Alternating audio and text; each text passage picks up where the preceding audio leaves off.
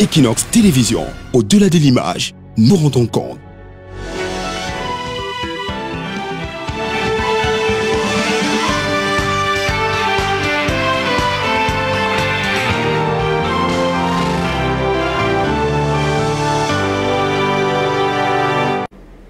Bonjour à tous. Pour la première fois depuis 30 ans, le Cameroun enregistre une récession économique de forte amplitude. Dans l'exposé du projet de loi de finances en 2021, le gouvernement reconnaît une croissance en berne de l'ordre de moins 2,6% et contre toute attente, il prévoit un rebond de la croissance de 3,3% en 2021 en misant sur une reprise progressive des activités économiques et le prix du baril de pétrole à 43 $. Cet optimisme, selon Cameroun Tribune, du gouvernement s'est traduit à travers des annonces telles que la construction des infrastructures routières, le financement de 150 jeunes aquaculteurs et 1000 projets d'investissement des organisations des producteurs pour un coût global de 2,9 milliards de francs CFA. Selon ce journal gouvernemental, les pouvoirs publics envisagent de concentrer leurs efforts sur l'opérationnalisation d'une nouvelle unité de production de margarine, de mayonnaise et de tomates concentrées. En matière d'emploi, le pouvoir public voudrait atteindre le cap de 500 000 emplois décents créés en 2020-2021 et s'active pour une étude relative à la mise en place d'un lycée spécialisé dans les métiers numériques, alors que le gouvernement prévoit l'exécution d'un programme d'aide au retour et à l'insertion des jeunes de la diaspora. Des questions fusent dans les colonnes de la presse économique afin d'évaluer les capacités du gouvernement à pouvoir financer tous ces projets structurants. Selon le projet de loi des finances 2021, le déficit budgétaire global, les autres charges de financement et de trésorerie se chiffrent à 1481,9 milliards de francs CFA sur un budget de 4 865 milliards de francs CFA. La relance de l'activité économique peut-elle être envisageable à travers ces orientations gouvernementales, budgétaires et la promotion de la politique d'import-substitution? Que valent les prévisions économiques face à la réalité d'un environnement des affaires moroses et un climat social tendu? Les projets annoncés par le gouvernement peuvent-ils améliorer le bien-être des populations? Au-delà des questions économiques, la météo politique révèle une montée fulgurante des tensions, une instrumentalisation de la justice et une crise de confiance quasi généralisée entre le peuple et les politiques, plus occupés par la joute de pouvoir et moins enclins à œuvrer pour l'amélioration des conditions de vie des populations. C'est ainsi que des chefs traditionnels expriment leur vive préoccupation sur le climat sociopolitique du Cameroun. Le regard critique sur la situation du pays fait la une des journaux et la préoccupation est partagée par la communauté internationale, à tel point que le ministre français des Affaires étrangères et de l'Europe, Jean-Yves Le Drian, a indiqué devant les parlementaires français, réitérer la position d'Emmanuel Macron, président français, qui a interpellé le chef de l'État du Cameroun sur la nécessité d'effectuer des gestes d'ouverture, d'œuvrer à la pacification du pays, au renouvellement de la classe dirigeante. Il a indiqué que ce sont des tons. C'est un ton ferme utilisé par le président Emmanuel Macron. Cela a-t-il une incidence sur la politique du Cameroun et celle du chef de l'État? La concertation entre les pouvoirs publics et les partis politiques, la définition consensuelle d'un cadre pour une prochaine transition politique pacifique et la mise en œuvre d'une certaine indépendance entre les pouvoirs exécutifs, législatifs et judiciaires sont-elles les conditions sine qua non pour amener la paix, la stabilité, la cohésion sociale et le développement d'un Cameroun, un pays resté silencieux et indifférent devant le calvaire des malades victimes de l'insuffisance rénale, raconté dans les colonnes de la Nouvelle Expression, une véritable hécatombe avec 15 morts pour rupture de kit d'hémodialyse selon le journal Essingan. Ce calvaire est survenu à l'est du pays, note le journal Mutation. Ces problématiques majeures de l'actualité constituent le fil Ariane de droit de réponse. Mesdames, Messieurs, bienvenue dans cette émission. Le choc des idées fait jaillir la lumière. Et pour cette nouvelle édition de droit de réponse, je reçois sur ce plateau Pierre-Emmanuel Bignam. Bonjour. Bonjour Cédric. Bonjour à mes copanélistes et bonjour à tous les téléspectateurs de Equinox partout dans le monde entier. Permettez-moi, Cédric, de dire un bonjour particulier à mon président national du MRC, Maurice Kamto, et président élu, qui est ambassadeur depuis pratiquement 68 jours aujourd'hui. Il est interdit d'aller et de venir. Et un salut patriotique également au trésorier national du MRC, à la personne du professeur Alain Foguet. Un salut patriotique à Bibou Nissak. Un salut patriotique à Salomon Béa, qui est également ambassadeur à la prison de Newbel. Depuis le 22 septembre, ils ont été arrêtés et puis finalement ils ont été envoyés sous mandat de dépôt. Je tiens à rendre un vibrant hommage au Bobby Tanap version Cameroun. Ces braves mamans, nos mamans qui se sont levées en début de semaine pour aller manifester devant le domicile du président élu Maurice Kamto. On en dira un mot tout à l'heure, Pierre-Emmanuel. Je tiens à tirer le chapeau pour ce que ces femmes ont fait. Vous êtes militant du mouvement pour la renaissance du Cameroun, nous en parlerons dans cette émission. Et sur le plateau de droit de réponse, c'est Georges Meka-Bessolo qui nous a rejoint. Georges, bonjour. Bonjour, monsieur Cédric Noufele. Je précise que vous êtes ingénieur agronome, économiste, également cadre militant du PCRN. Merci d'être avec nous ce dimanche. Merci. Sur le plateau de droit de réponse, il est spécialiste en banque, finance et économie, Martin Ambazine. Martin, bonjour. Bonjour Cédric, bonjour à tous mes copanélistes. Je dirais un bonjour particulier à ma petite fille Umba Manuela et Yann Morgan et Jeanne, mon fils. Je dis bonjour à tous les téléspectateurs de Equinox Télé.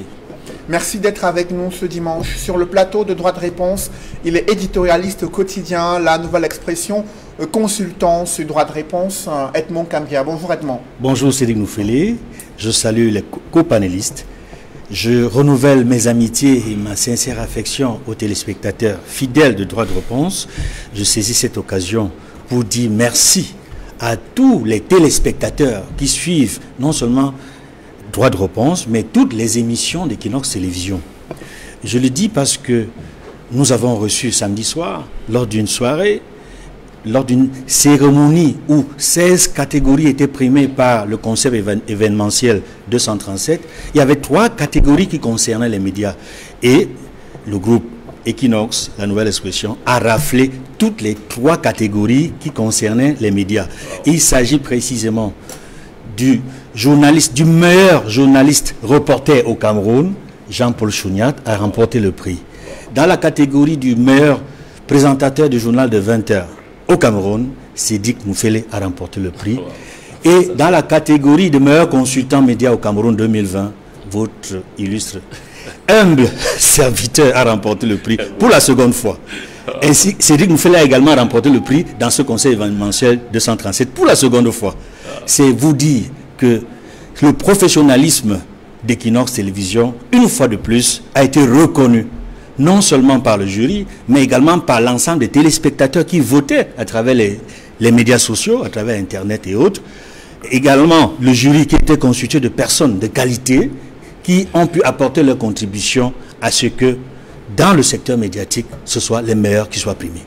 Et Edmond Kamga, je reste avec vous pour ouvrir cette émission. Il y a eu cette intervention du ministre français des Affaires étrangères, Jean-Yves Le Drian, devant le Parlement français. Une question lui a été posée sur la situation des principaux leaders de l'opposition, notamment celle du professeur Maurice Kamto, placé en résidence surveillée de fait depuis déjà près de 2 mois et demi. Et il a affiché un agacement concernant cette situation et a indiqué que la ligne de la France est celle de l'interview d'Emmanuel Macron dans le journal Jeune Afrique. Qu'est-ce qui, concrètement, doit-on retenir de cette sortie de la France par rapport à la situation sur le Cameroun? Il faut dire que le contexte politique international du moment, depuis l'élection d'un nouveau président aux États-Unis, notamment l'élection de Joe Biden, qui est un démocrate, qui a été vice-président de Barack Obama, et qui probablement, à travers la décision qui a été prise récemment par le président sortant, Donald Trump, qui, pour faciliter le début de la transition politique aux États-Unis, on s'achemine aux États-Unis vers le jour de l'inauguration, vers la cérémonie d'investiture du 20 janvier prochain. Et quand j'évoque la situation aux États-Unis, c'est parce que les démocrates qui prendront le pouvoir prochainement sont très attachés aux droits de l'homme. Ils sont très attachés aux libertés. Et lorsque la France, à travers non seulement l'interview du président Macron dans un média panafricain, mais également à travers la sortie récente de son ministre des Affaires étrangères concernant l'agacement de la France face à ce qui se passe à Yaoundé, face à ce qui se passe au Cameroun, notamment en matière de liberté publique, en matière de droits de l'homme, qui sont constamment violés, dont l'application, c'est-à-dire les textes de loi du Cameroun, ne sont plus du tout appliqués. Et la France est regardante en tant que pays ami, en tant que pays partenaire, comme du reste les États-Unis et tous les autres pays européens et tous les autres pays amis du Cameroun se rendent compte que plus que jamais, en tenant compte de toutes les recommandations, en tenant compte de toutes les recommandations et de tous les conseils que les Nations Unies, à travers son secrétaire général, à travers l'Assemblée générale de l'ONU, sur l'évolution politique du Cameroun, notamment la situation dans le nord-ouest et du sud-ouest, qui stagne, qui s'aggrave plutôt, c'est-à-dire elle stagne en s'aggravant et dont le nombre de morts se multiplie et dont la qualité de la gouvernance, la qualité du respect des droits de l'homme s'aggrave également. La sortie de la France ces derniers temps, que ce soit à travers son ministre Le Drian ou alors du président Macron, qui insiste sur la nécessité d'une ouverture politique, sur la nécessité de la pacification, notamment quand il insiste sur la situation de Boko Haram, qui est presque, il a l'impression que le Cameroun a abandonné le combat avec les pays frères voisins du Cameroun. Tout se passe comme si c'est le Tchad qui apportait beaucoup plus que le Cameroun ces dernières années, alors que la situation empire sur le terrain. Donc, Emmanuel Macron demande au Cameroun de faire un peu plus, d'apporter plus d'importance dans la lutte contre Boko Haram, mais également de tout faire pour faciliter, n'est-ce pas, l'harmonie sur le plan politique, à travers notamment, on peut se l'imaginer, la libération des personnes interpellés et arrêtés dans le cadre des marches politiques, parce que Le Drian l'a également dit, il faut libérer les personnes arrêtées dans le cadre des marches politiques, et on sait que les récentes marches sont celles du 22 septembre dernier, où des militants et sympathisants du MRC et de ses alliés ont été massivement arrêtés. Et il faut le dire également, en plus de la situation politique, en plus de la situation dans le nord-ouest et sud-ouest, en plus de Boko Haram, il faut dire qu'aujourd'hui, et c'est ça le plus important aujourd'hui, c'est que la France, quand elle sort ainsi, c'est parce que l'agenda au niveau du Conseil de sécurité se précise. Nous acheminons vers la fin de l'année, on s'achemine vers une ouverture formelle d'une réunion au Conseil de sécurité, et la France sait que les autres pays lui ont tacitement donné le dossier Cameroun, lui ont dit c'est vous qui supervisez. Et quand la France se rend compte que toutes ces recommandations, tous les conseils qu'ils donnent au Cameroun ne sont pas véritablement pris en compte, tout va retomber sur la France. Et c'est pour cela qu'ils insistent pour dire, faites en sorte que, en réalité, faites en sorte que lorsque le Conseil de sécurité va se réunir, que je ne sois pas en porte-à-faux avec tout ce que je dis à mes partenaires, aux autres membres du Conseil de sécurité. Après vous, Edmond Kamgia, Pierre-Emmanuel Bignam, sur cette position de la France, au sein du gouvernement, on estime que le Cameroun est un État souverain et qu'un président n'a pas le droit d'interpeller son homologue en les termes qui ont été utilisés au sein de cette interview accordée à Jeune Afrique, interview du président français accordée à ce journal panafricain. Qu'est-ce que vous en pensez? Le Cameroun demeure un pays de précarité français, que l'on le veuille ou pas. Tout comme les autres pays africains, le Sénégal, la Côte d'Ivoire et autres. J'ai l'habitude de dire que les gens sont toujours en train de croire que le Cameroun va cesser aujourd'hui de faire partie de ce club des pays que la France continue à superviser sur le plan politique, économique et sur un certain nombre de domaines. Mais non, dans les relations internationales, tout le monde se tient. Même la France est tenue par certains de ses partenaires. Et donc, la France est un partenaire incontournable du Cameroun, que ce soit sur le plan politique et même sur le plan économique. C'est vrai que sur le plan économique, ces derniers temps, la Chine et le Nigeria ont pris le pas en termes d'échange au niveau de la balance commerciale par rapport à la France. Mais la France continue à contrôler les domaines de souveraineté au Cameroun. Quand on voit des grands projets d'infrastructures routiers, comme par exemple le bitumage des axes routiers ou bien le deuxième pont sur le Vouri, c'est toujours la France qui a géré ces marchés-là à travers Satom, à travers Razel et un certain nombre de... Donc, quand on voit, on sait que c'est la France qui, jusqu'à un certain temps, gérait le port autonome de Douala. Donc, la France continue à être un partenaire incontournable du Cameroun et qui, non seulement assiste le Cameroun, même financièrement, sur ses projets d'investissement, mais elle a aussi le droit de donner quand même des orientations à l'État du Cameroun pour apaiser le climat social, pour résoudre un certain nombre de crises politiques et sécuritaires.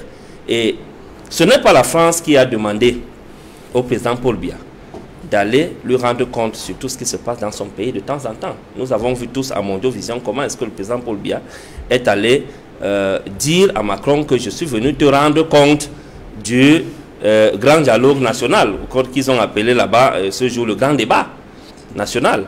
Il allait lui rendre compte en France de ce qui s'est passé au Cameroun. Donc, c'est lui qui va rendre compte là-bas. Et c'est une figure de style qui montre qu'il reconnaît que la France demeure sa maison mère, comme on appelle souvent en anglais son headquarter. La France demeure son headquarter. Et Macron demeure son boss. Ça, personne ne peut enlever cela. Ce sont des faits, comme on dit en anglais, des facts. Ce sont des faits. Donc, à partir de ce moment, la France a le droit aussi, comme Edmond venait de le dire tout à l'heure, d'interpeller le Cameroun sur le bien-être social qui est menacé par un tissu social délabré par les différentes crises sécuritaires qui minent le pays, partant du Boko Haram au nord, passant par la crise du nord-ouest et du sud-ouest, qu'on a appelé communément la crise anglophone, sans toutefois oublier les agressions de la SEDECA dans l'est du pays et aussi les crises post-électorales. Donc, la France est dans son droit par rapport à cette interpellation. Mais c'est quand même un peu dommage parce qu'on ne peut pas comprendre que dans un pays, on a vu ce que Ouattara a fait récemment lorsque l'opposition a durci le ton et que Ouattara a senti que véritablement le climat social est très menacé. Il est ce qu'il est. Moi, personnellement, je ne l'aime pas, mais je respecte les actes que les grands hommes posent. Il a tendu la main à l'opposition lorsque le comité national de transition a été mis sur pied. Il n'a pas attendu que ce comité fasse même une semaine avant d'aller vers le président de cette commission-là, qui est Henri Konan Bédié. Tout le monde a vu comment il tenait Henri Konan Bédié par la main. Qu'est-ce que le président Paul Biya attend depuis de tendre la main ou d'accepter la main que le président élu Maurice Kamto lui tend depuis pratiquement bientôt 3 ans? Qu'est-ce qui lui coûte d'accepter cette main-là? Qu'est-ce qui lui coûte de venir vers l'opposition et la société civile pour rechercher les solutions pour la crise anglophone, pour rechercher les solutions pour un code électoral, un système électoral consensuel? Donc, c'est autant de questions qui préoccupent la France et donc la France est dans son rôle de l'interpeller. Et c'est quand même un peu dommage parce que le peuple camerounais n'attend pas être libéré par la France ou par les Occidentaux. Le peuple camerounais a tout pour lutter pour l'obtention de ses libertés. Mais le niveau de musellement, le niveau de menaces policières qui planent sur ce peuple au quotidien est obligé d'interpeller nos partenaires bilatéraux et multilatéraux. Après vous, Pierre-Emmanuel Bignam, Georges Meka-Bessolo, sur cette attitude de la France vis-à-vis du Cameroun, 2 États souverains où l'un des chefs de cet État-là, la France, demande au président camerounais d'effectuer des gestes d'ouverture, de procéder à un renouvellement, une pacification du pays, car l'urgence, c'est plutôt la lutte contre le terrorisme dans la partie septentrionale du Cameroun. Quelle est votre analyse sur ce sujet? Bien, Monsieur Noufele, je crois que la marche démocratique d'un pays doit être sienne à chaque pays. Je pense que le Cameroun poursuit sa marche démocratique avec toutes les difficultés auxquelles ce pays est confronté. À l'heure actuelle, nous sommes à la fois en train de traverser une crise sécuritaire Jusqu'à présent, le Cameroun n'a pas cédé 1 centimètre de son territoire. Nous maintenons l'intégrité nationale. Il faut saluer, malgré tous les efforts qui ont été faits au niveau de Boko Haram, que ce soit également la sécession demandée au nord-ouest et au sud-ouest. Et lorsque nous extrapolons et nous voyons ce qui se passe aujourd'hui en Éthiopie avec la tentative de sécession du Tigré, force a été donnée à l'Éthiopie aujourd'hui d'aller... Ils ont lancé un ultimatum il y a moins d'une semaine et depuis hier, c'est l'assaut final vers le Tigré. On parle déjà de 33 000 personnes qui se sont réfugiées du côté du Soudan. Bien évidemment, aucune crise sécuritaire ne profite à quiconque. Le Cameroun, aujourd'hui, au niveau de son économie, paye le prix justement de cette insécurité au nord-ouest et au sud-ouest. La paix n'ayant pas de prix, il faut trouver les voies et moyens pour aller vers la paix. Il y a certes une ouverture de désarmement. On a appelé à tous les belligérants, notamment ceux qui avaient pris les armes pour demander la sécession. Certains l'ont fait, d'autres ne l'ont pas fait. Mais je pense que la stratégie du Cameroun, si on la note depuis les 4 dernières années, il y a tout de même une accalmie progressive du côté du nord-ouest et du sud-ouest.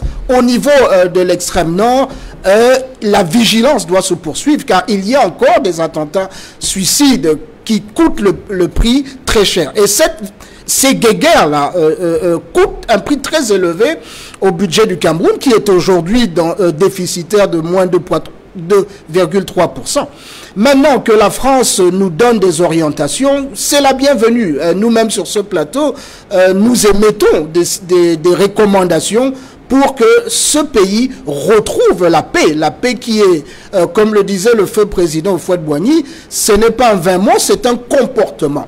Et tout un chacun, on doit y aller, on doit promouvoir cette paix et une paix durable. C'est à ce prix-là que nous allons maintenir en paix le seul pays que Dieu a donné à tout un chacun, à tout Camerounais, où qu'il se trouve, reconnaît que le Cameroun, c'est son pays et le Cameroun mérite une paix durable. Donc, c'est mon vœu également pour tous les belligérants qu'on aille vers un dialogue sincère. Nous sommes à une semaine des élections régionales qui viennent consolider davantage la démocratie dans cette nation qui va céder une certaine autonomie aux régions. Saisissons cette opportunité tout en réglant les problèmes urgents de l'heure qui sont sanitaires, qui sont sécuritaires et qui sont économiques. Après vous, Georges, Martin Omba, sur les questions de gestes d'ouverture, de renouvellement et de pacification du pays. Qu'est-ce que vous entendez à travers de telles recommandations faites à l'endroit du président Paul Biya? Je voulais d'abord dire que il faut remarquer que l'ordre mondial aujourd'hui est en plein bouleversement. Les uns et les autres cherchent de nouveaux positionnements. On ne peut pas dire aujourd'hui que on est insensible à ce que nous recommande la France. Mais parfois, on dit souvent que chacun doit d'abord être capable de balayer sous sa propre porte. Vous comprenez? Il me semble que la situation que vit le Cameroun aujourd'hui n'est pas du tout une situation facile.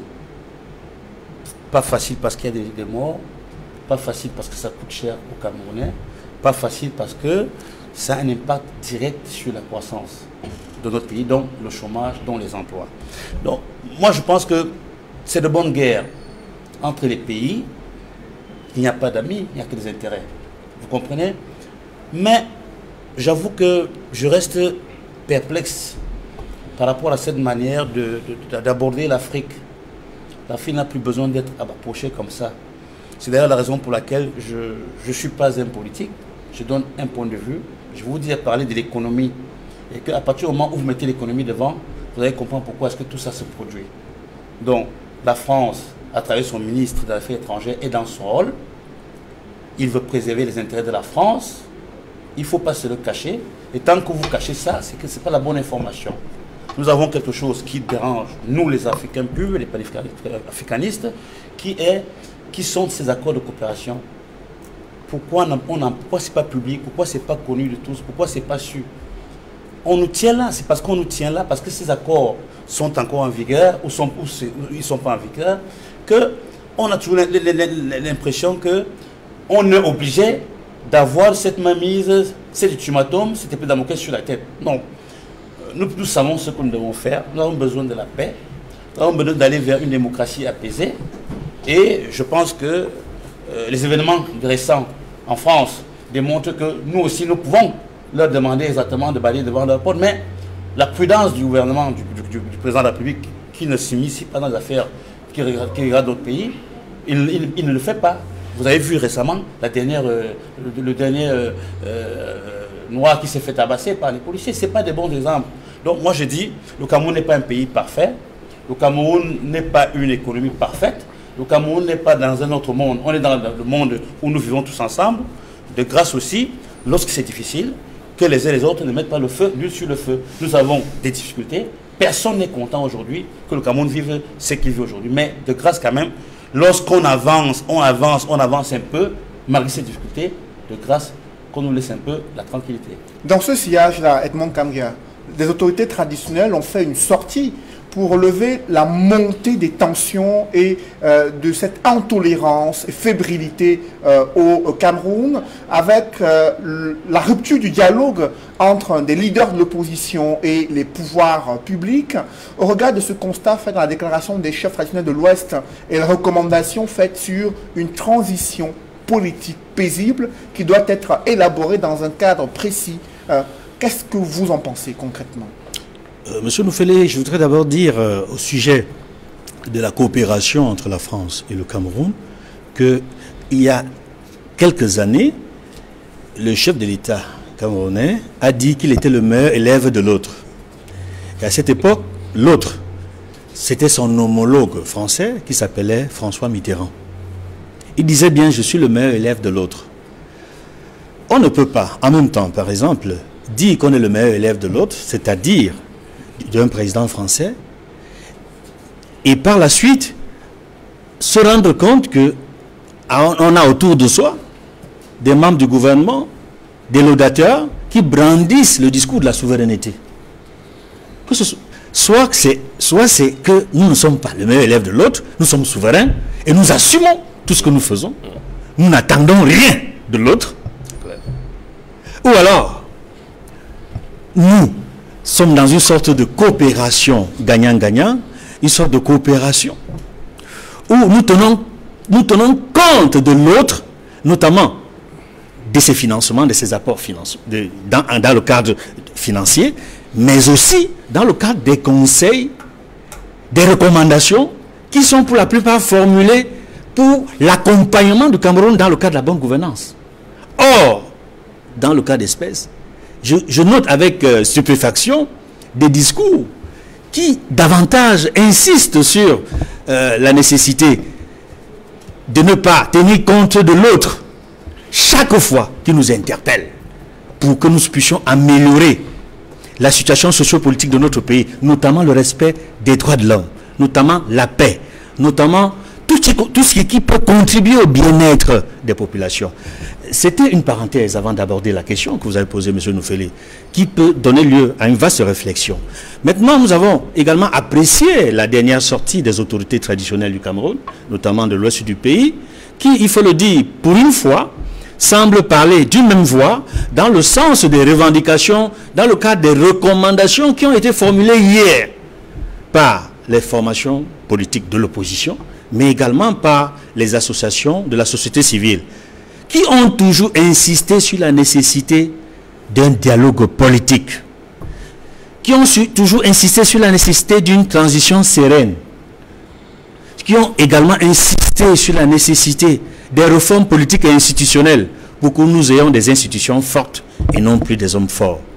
Je pense que ça vient renforcer tout ce qui a été dit avant par une autorité traditionnelle, qui visiblement ne fait pas partie des derniers qui ont sorti la note, Jean Rameau Philippe Sokoudjou, qui a toujours et régulièrement insisté sur la nécessité du dialogue politique entre les forces politiques au Cameroun, qui a toujours insisté sur la nécessité de la paix au Cameroun, qui a toujours insisté sur la nécessité de renforcer les libertés et la démocratie pour le bien-être des citoyens.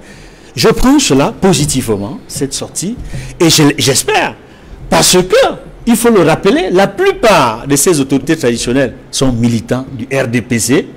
Ça, il faut le noter, c'est important. Parce que dans le passé, on n'a pas vu des autorités traditionnelles assez courageuses, étant militantes du parti au pouvoir, prendre des positions aussi fortes sur la nécessité du dialogue politique au pays. C'est un signe qu'il faut prendre en considération pour dire qu'en réalité, c'est tout le monde qui est conscient désormais, y compris au sein du parti pouvoir, sur la nécessité de parler sincèrement d'une même voix, de dialoguer pour apporter la paix, pour apporter les libertés, pour renforcer les libertés et la démocratie, et pour que le Cameroun sorte de la situation dans laquelle elle se trouve depuis plusieurs décennies. Après vous, Edmond, Pierre-Emmanuel Bignam, le fait que des chefs traditionnels parlent d'une instrumentalisation de la justice au Cameroun, de la rupture du dialogue entre les pouvoirs publics et les partis politiques de l'opposition et d'une radicalisation observée sur la scène politique à travers des discours de haine et des discours extrémistes. Est-ce que vous êtes d'accord avec cette analyse de la situation sociopolitique du Cameroun?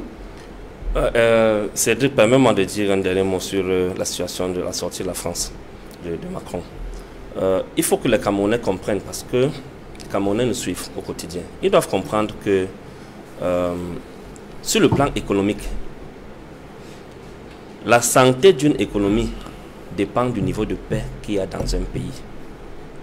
Si la France, qui est notre partenaire, tout comme les États-Unis d'Amérique, tout comme l'Union européenne, disent à l'État du Cameroun, faites tout pour résoudre les crises sécuritaires qui sévissent dans votre pays, en l'occurrence la crise anglophone. Est-ce que c'est méchant? C'est un mauvais conseil? C'est un plan de déstabilisation? Des gens vers qui vous vous dirigez lorsque la Covid est arrivée, vous êtes dirigé vers eux, n'ayant aucun plan de riposte. Ils vous ont accordé, avec leur lobby, le différé de la dette publique au développement, en termes de remboursement. Ils vous ont donné des subventions. Ils vous aident au quotidien, même sur le plan militaire, la coopération militaire. Ils vous assistent. Lorsque le Boko Haram a été attaqué, c'est chez eux en France que le président Paul Biya est allé annoncer la guerre au Boko Haram. Parce qu'il n'a pas eu le courage d'annoncer ça ici sur place au pays. Il allait le faire en France, sachant que la France va le soutenir pour cette guerre-là. Ces gens-là, lorsqu'ils vous disent que vraiment, pour qu'on est d'accord qu'ils sauvegardent leurs intérêts, c'est normal. Dans les rapports entre pays, il s'agit d'intérêts. Alors, dans le cadre de la sauvegarde de leurs intérêts, ils vous disent donc, il faut que votre économie soit en santé, donc il faut la paix. Je ne pense pas que c'est méchant lorsque la France, les États-Unis, l'Union européenne et même la Chine et les autres partenaires le font. Maintenant, revenant sur la sortie des chefs des autorités traditionnelles qui ont parlé également de la justice qui est au service de l'exécutif, c'est quelque chose qui est connu depuis. Moi, je tiens, tout comme Edmond, à féliciter enfin le courage de ces chefs de l'Ouest, dont plus de 80% font partie de l'élite qui est composée du RDPC, des membres du RDPC. Ils sont pour les uns sénateurs, les autres députés, ainsi de suite. Ils ont néanmoins rassemblé leur courage cette fois-ci, voyant que le Cameroun est déjà au bord du chaos, pour exprimer aussi leur ras-le-bol et interpeller le régime de Paul Biya, qui est leur partenaire au quotidien, que vraiment à l'heure-ci, vraiment c'est mauvais. Il faut faire quelque chose. D'ailleurs, même dans leur propre rang, le roi Njoya, dans son discours inaugural du Grand Dialogue National, l'année dernière, avait insisté sur l'urgence de résoudre la crise anglophone et même la crise, les prochaines crises post-électorales, en insistant sur la mise sur pied d'un système électoral consensuel et un mandat une fois renouvelable. Une seule fois renouvelable, il a même parlé du quinquennat. Oui. Donc, le roi Njoya l'a fait, qui est un ami de Paul Biya. Si aujourd'hui les chefs de l'Ouest le font, c'est une surprise parce que c'est des gens qui ont toujours été à la traîne, qui n'ont jamais osé se prononcer. Mais c'est quelque chose qui est à féliciter. Et on interpelle également les autres chefs de toute la communauté camerounaise de faire pareil. Pas seulement d'envoyer les mémorandas pour demander un certain nombre de places au gouvernement. Voilà au moins quelque chose qui est fait et qui est bien. Pour ce qui concerne notre justice, c'est quelque chose qui est un constat clair. Nous avons vu récemment avec ce qui s'est passé sur l'affaire des avocats. qui ont été bastonnés, sérieusement, brutalisés au tribunal de première instance de Bonanjo, aux yeux du monde entier. Et par la suite, on a vu comment est-ce que certains d'entre eux ont été intimidés, muselés même. Il y a Maître Tamfou Richard qui a été amené sous mandat de dépôt à la prison de Newbel et qui a passé, je crois, 3 ou 4 nuits là-bas avant d'être libéré après. Donc, c'est une situation qui est chaotique. La justice camerounaise en l'état actuel ne garantit pas la paix sociale. Ça ne garantit pas la paix sociale. Elle est vraiment aux ordres. L'ordre des avocats même du Cameroun est aux ordres de l'exécutif. Parce qu'on a même vu leur position. Leur position n'était pas une position vraiment d'indignation par rapport à une situation chaotique comme celle-là. Le palais de justice doit être inviolable. C'est un lieu sacré où la vérité se dit, où le droit se lit. Donc, on ne peut pas vivre de telles situations au quotidien. Il faut voir les procédures d'arrestation dont nous sommes victimes au quotidien. Les militants du MRC, nous sommes enlevés, nous sommes kidnappés, nous sommes embastillés au quotidien sans aucun respect des procédures d'arrestation selon le nouveau code de procédure pénale. Donc, quand on voit tout cela, qu'est-ce qu'on peut dire?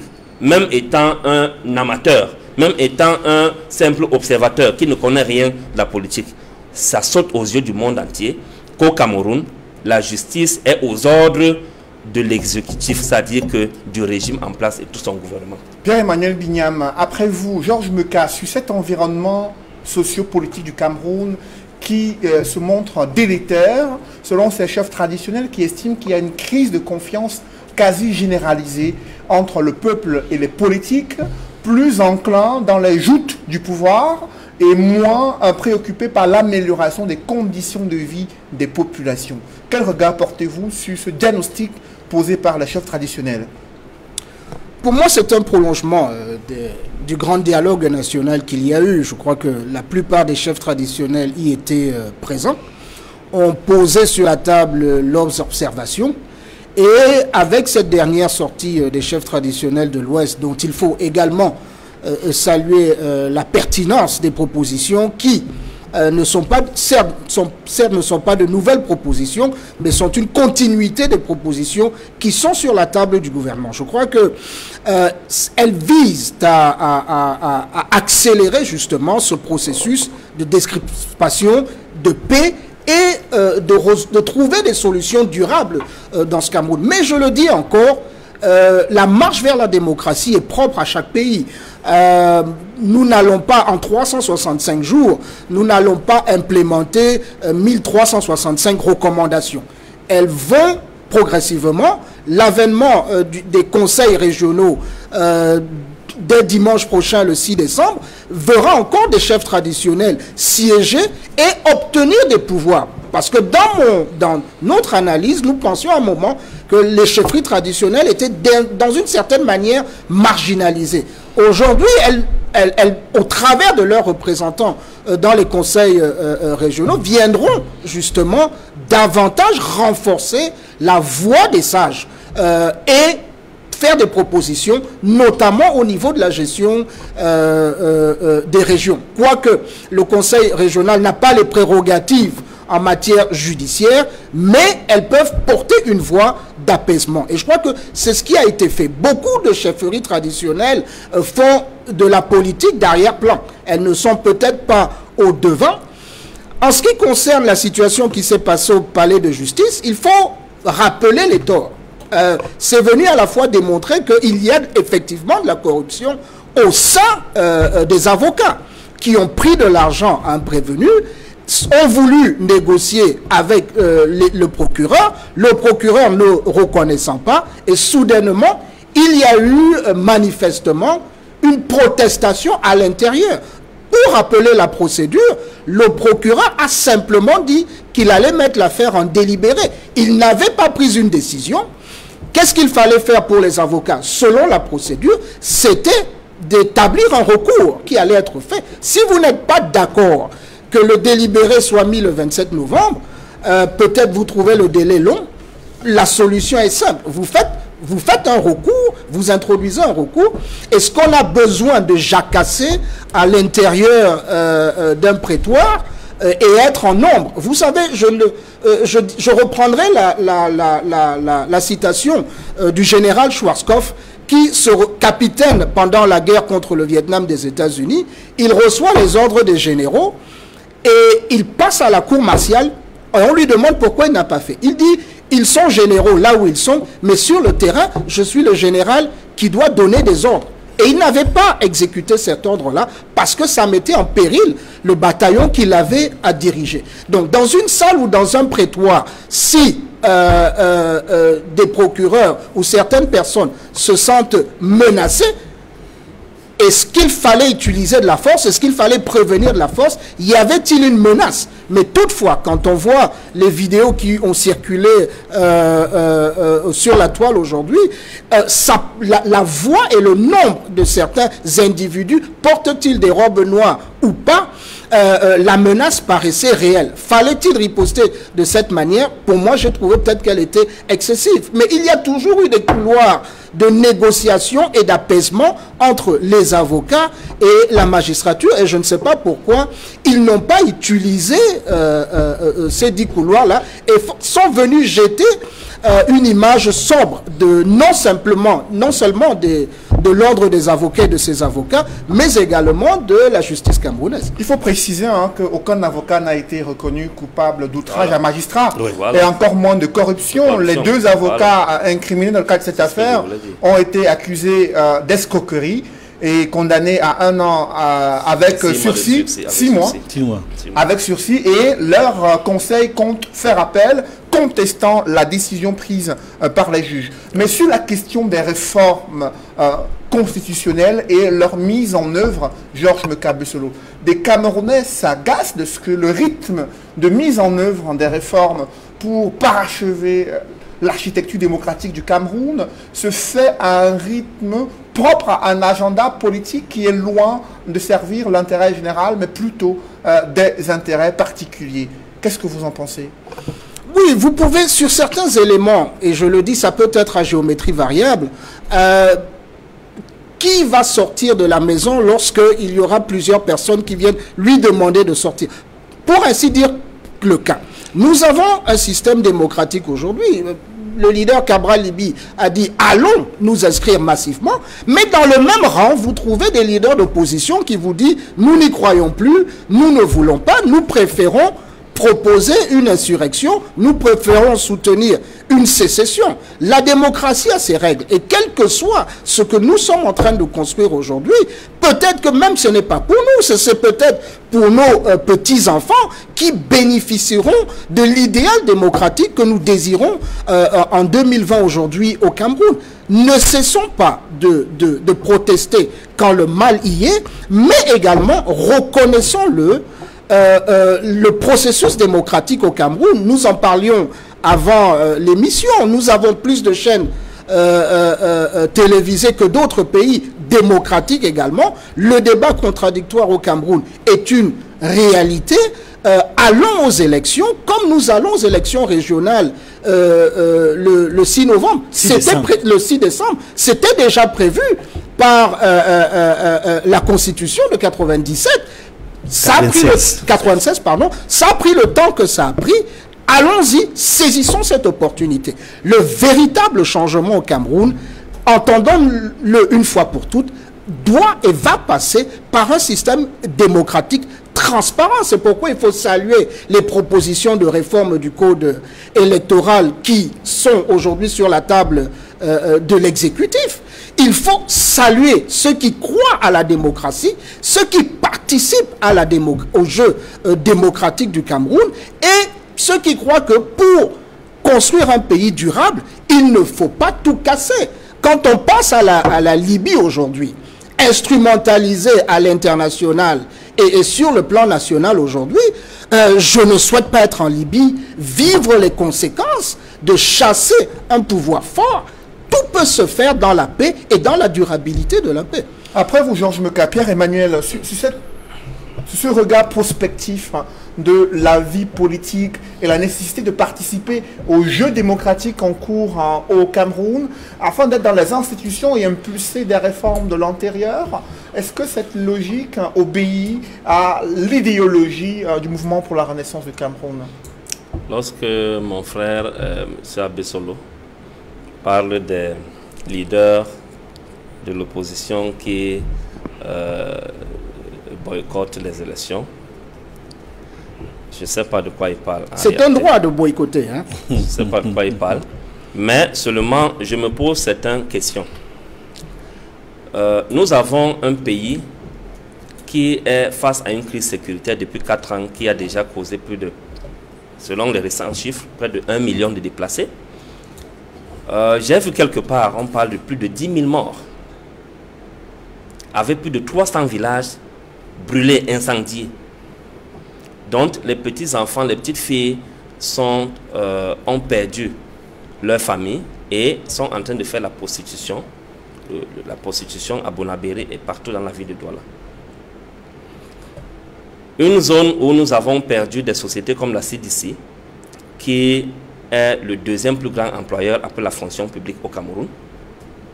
Une zone où même la Sonara est en ballottage. Tout le monde a vu ce qui s'est passé il y a 1 an.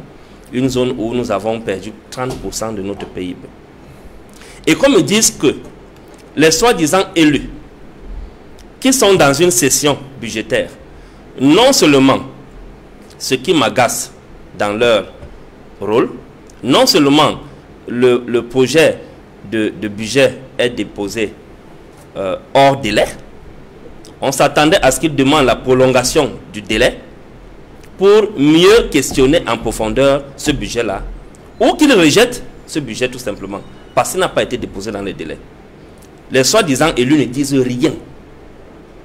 Vous me dites que c'est la communauté internationale, les chefs traditionnels, qui interpellent ces soi-disant élus, qui sont passés par les élections, que mettez le problème de la crise anglophone sur la table, débattez-en.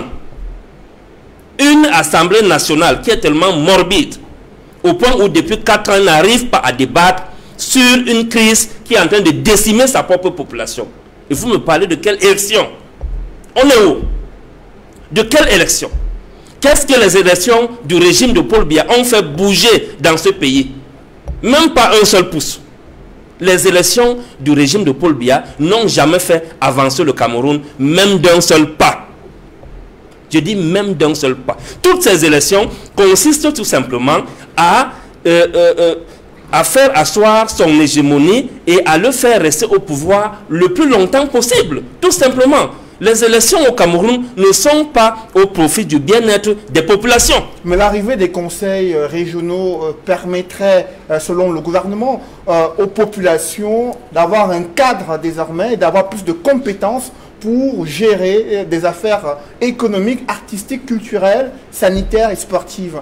Est-ce que ce transfert de compétences vers les conseils régionaux pourrait ne pas impulser un autre développement tant attendu depuis des années? Tout ça, c'est l'esbrouf. C'est des histoires à dormir debout, comme on dit au quartier. Le transfert de compétences, s'il est fait, et qu'il n'y a pas le transfert du budget pour réaliser les projets qui sont assignés à ces collectivités territoriales décentralisées, rien ne va avancer, rien ne va bouger. On n'a qu'à demander à Paul Riking, avec ce qui se passe sur sa carrière, peut-être il se disait que une fois maire, il allait récupérer la carrière, mais le régime a mis le corps, comme on dit généralement. Donc, à partir de ce moment, on comprend que même cette histoire de décentralisation, ce n'est que du bluff. Du bluff. 24 ans, bientôt 25 ans, pour mettre en application une loi. On parle de décret d'application. Combien est-ce qu'il faut transférer aux collectivités territoriales décentralisées pour s'en sortir? Donc, les conseils régionaux vont servir à quoi en réalité? Le gouverneur va rester le patron de la région, oui. Il va continuer à gérer ses budgets et le MINAT va continuer à avoir ses éléments dans ces rangs-là et même au sein des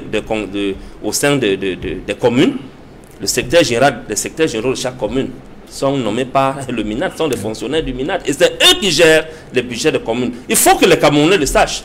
Donc, on est toujours dans un cycle infernal où on fait un jeu de mots et on n'avance pas. On n'avance pas véritablement. Voilà pourquoi les élections, nous sommes tous d'accord que les élections au Cameroun n'ont jamais apporté le progrès social, n'ont jamais contribué à l'amélioration des conditions de vie des populations, mais par contre, elles ont contribué à faire maintenir Paul Biya au pouvoir le plus longtemps possible et aujourd'hui à faire maintenir son régime même après lui. Après vous, Jean-Pierre Emmanuel, Edmond Kandia, entre ceux qui estiment que les élections sont un moment de renouvellement de la classe dirigeante pour avoir du sang neuf capable d'impulser des projets de développement et ceux qui estiment qu'il y a des crises qui mériteraient d'abord que la nation s'arrête pour adresser ces problèmes, comment trouver le juste milieu dans le cadre de cette situation politique du pays? Je commencerai à parler du principe. Sur le principe, les élections sont un moment fort de renouvellement de la classe politique dans le cadre des élections concernées. Ça peut être les municipales, ça peut être les législatives, et dans le cas d'espèce, il s'agit des régionales, qui pour la première fois seront implémentées et permettraient d'avoir une lisibilité sur une volonté commune qui avait été exprimée dans le cadre de la Constitution du 18 janvier 1996. Ça, je parle du principe. Maintenant, l'autre classe politique, une partie, notamment de l'opposition, estime que le plus important n'est pas d'aller aux élections. Le plus important, c'est de régler les problèmes du vivre ensemble, c'est de régler les problèmes qui empêchent aux Camerounais de progresser de façon sereine, qui empêchent le Cameroun d'avoir une vie politique consensuelle et qui permettent au Cameroun de régler l'essentiel de ces crises. Parce que tant qu'on n'a pas résolu les crises politiques et sociales, il est difficile que l'on avance avec beaucoup de sérénité. En réalité, les deux camps ont des arguments qui tiennent. Mais s'il faut arriver au juste milieu, nous pensons que il est fondamental. Il est fondamental et les deux camps devraient pouvoir s'entendre là-dessus. Que quand ça ne va pas, il faut s'asseoir. C'est ça. Quand ça ne va pas, il faut s'asseoir. Que ce soit dans la petite cellule familiale, quand il y a une crise, le chef de famille a un rôle à jouer. C'est lui qui supervise, c'est lui qui déclenche le mouvement qui vise à écouter les différents interlocuteurs, les différents membres de la famille, pour les mettre ensemble et trouver dans ce cadre consensuel des solutions pour avancer. Et je pense que dans ce sens-là, il y a eu une première étape au Cameroun, ce qu'on appelait le grand dialogue national, qui a fait un dialogue insuffisant.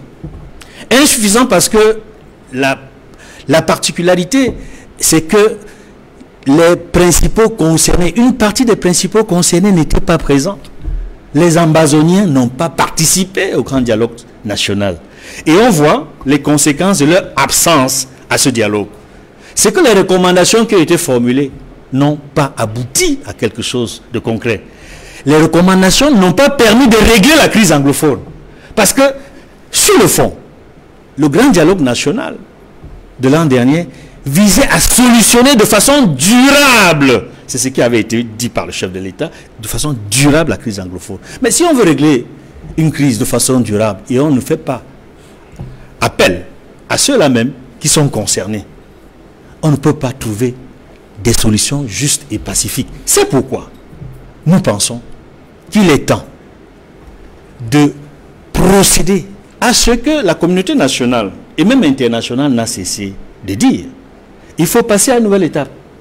Un dialogue inclusif qui inclut ceux qui avaient été exclus afin qu'on puisse trouver des solutions justes et durables en ce qui concerne la crise anglophone. Mais il y a également une autre crise. Il y a des crises politiques. Il y a la crise post-électorale. Et dans les crises politiques, le dénominateur commun qui rassemble l'ensemble des forces politiques du pays, c'est le code électoral, c'est le système électoral. Si nous avons un système électoral consensuel, qui tienne compte des doléances des uns et des autres, qui réajuste à ce qui ne va pas, je dois le rappeler, il y a ELECA au Cameroun, qui est l'organe de gestion des élections au Cameroun. Il est censé être indépendant, même comme on a vu au fil des dernières élections, le fait que les acteurs de l'ECAM sont plus ou moins inféodés au parti au pouvoir, inféodés au gouvernement. Mais nous notons en même temps que l'ECAM, à travers une partie de sa hiérarchie, a eu le courage de dire que ce code électoral doit être réformé. Le système électoral doit être réformé. C'est pourquoi nous pensons, finalement, pour chuter, que ce qui doit réunir ceux qui sont pour le fait d'aller aux élections et ceux qui pensent que les élections ne suffisent pas, c'est d'un, le dialogue inclusif, deux, de s'arrêter sur ce qui rassemble, c'est-à-dire la réforme consensuelle du système électoral avant toute autre élection. Une préoccupation transpartisane au-delà des questions politiques, c'est la situation économique du Cameroun. Martin Bazing, le Parlement qui est en train d'examiner le projet de loi des finances 2021, il en ressort que le Cameroun est en pleine récession économique, moins 2,6% pour l'année 2020, et compte bondir à 3,3 points en 2021. Est-ce que cet optimisme est envisageable au regard de la situation économique du pays? Je pense que c'est bien envisageable. Vous savez que le Cameroun, au cours des 4 dernières années, a réussi quand même, malgré tous les problèmes de sécurité que nous avons, réussi à réaliser des taux de croissance qui sont acceptables. Hein, parce que quand on fait comparativement à ce qui se passe ailleurs, en 2017, je pense qu'on était à 3,5, en 2018 on était à 4,1, en 2019 4,1. Là, elle est négative, tout le monde sait pourquoi. Mais le Cameroun a déjà démontré ça, personne ne peut le nier, sa résilience, hein, parce qu'on a traversé plus dur que ça. Avant la Covid, il y avait déjà Boko Haram, il y avait après le Nozo, on a quand même réussi à créer de la croissance. Aujourd'hui, ce qui nous arrive est mondial.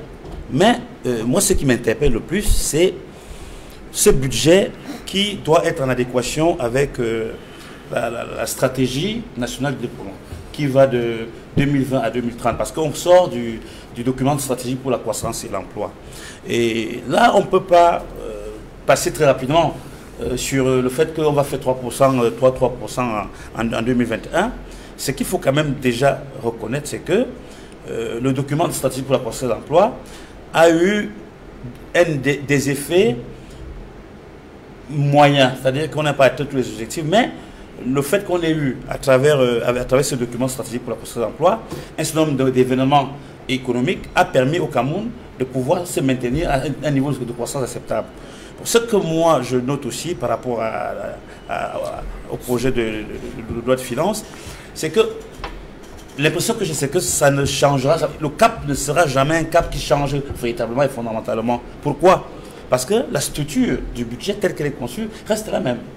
Qu'est-ce qui pose problème dans cette situation? Le problème du Cameroun est celui que tout le monde connaît, à savoir que l'on refuse, je ne sais pas trop pourquoi, de taper la main sur ce qu'on appelle la consommation, le budget de fonctionnement. Vous avez un budget où, avant de le faire, moi je pense que le Cameroun devrait adopter une politique budgétaire restrictive. Quand je parle de restrictive, j'entends par là un budget de rigueur qui ne donne pas la place au gaspillage. La place au gaspillage, c'est aller taper là où on doit taper, c'est-à-dire le budget de fonctionnement, les dépenses. Aujourd'hui, ce budget est au-dessus de 54-55%. Ça a toujours été comme ça. Vous ne pouvez pas créer une dynamique lorsque vous ne voulez pas faire la réforme qu'il faut. Vous comprenez? Donc la réforme qu'il faut, c'est quoi? C'est de baisser de manière drastique le budget de fonctionnement et de deux, d'arrêter cette course infernale vers l'emprunt et les fameux dons. Vous savez que pour boucler nos budgets, on est toujours obligé d'aller emprunter. Parfois des taux forts parce qu'on n'arrive pas à réaliser les recettes idoines. Vous comprenez? Donc aujourd'hui, moi je constate que si nous faisons la même chose tout le temps, on ne pourra pas sortir. Vous savez que nous attendons pour que la croissance économique au Cameroun puisse avoir un certain impact sur le chômage, il faudrait qu'elle soit au minimum des minimums entre 6 et 9%. C'était le scénario de croissance au départ dans le DSCE, d'avoir environ 6% à l'horizon 2020, mais on en est très loin. Georges Meka, à Besselo, le Cameroun parle de 3,3% pour 2021, en étant en récession économique en 2020, avec l'impact de la crise anglophone, la crise sécuritaire et la crise sanitaire. On regarde la structuration de ce budget et des points saillants évoqués dans le projet de loi des finances 2021. Est-ce que vous avez l'optimisme du gouvernement? Pour moi, c'est un optimisme réservé, et très réservé, parce que ce budget, il faut il est réaliste, il est pragmatique, il touche à la réalité et à la situation actuelle, à la fois macroéconomique et microéconomique du Cameroun. Le véritable défi dans son exécution, pour moi encore, est ailleurs. Il n'est pas dans le budget, il est dans l'attelage du fonctionnement, de l'exécution du système du gouvernement, de la mise en œuvre des projets. Nous constatons encore dans ce budget qu'il lie son non-achèvement ou de la vision 2030 au retard d'exécution. Il est inadmissible qu'on continue justement dans le prolongement du DSE de ralentir indirectement ou directement la croissance par les retards d'exécution, par l'immaturité des projets et par un système qui a l'impression de ne pas travailler dans une urgence alors que nous sommes en zone de turbulence économique. Je l'ai souvent dit, la restructuration de l'appareil gouvernemental pour la mise en œuvre des projets doit être restructurée. Il faudrait le transformer en un bataillon d'intervention rapide économique. Ramener certains ministères clés au niveau de la présidence de la République, parce que c'est de là-bas véritablement que l'effet de levier peut se faire. Toutes les économies qui ont mis un programme pour rattraper le retard et accélérer le développement l'ont fait. L'exécution des travaux, pourquoi autant de retards sont mis en place, sont constatés, c'est justement la faiblesse au niveau de l'administration. On ne peut plus laisser certains dossiers circuler de ministère en ministère, durer 6 mois, alors que justement, on a emprunté de l'argent et le service de la dette est en train de courir. Si et seulement si ces préalables sont mis en œuvre, je peux croire que le Cameroun a tout pour atteindre une croissance de 6%, créer de la richesse et réduire l'emploi. Au niveau de ce budget, ce que je souhaite également, je le mets en cohérence avec la stratégie SND 2030, je note encore que nous passons à côté parce qu'il faut d'abord avoir une politique de substitution ou de remplacement des importations.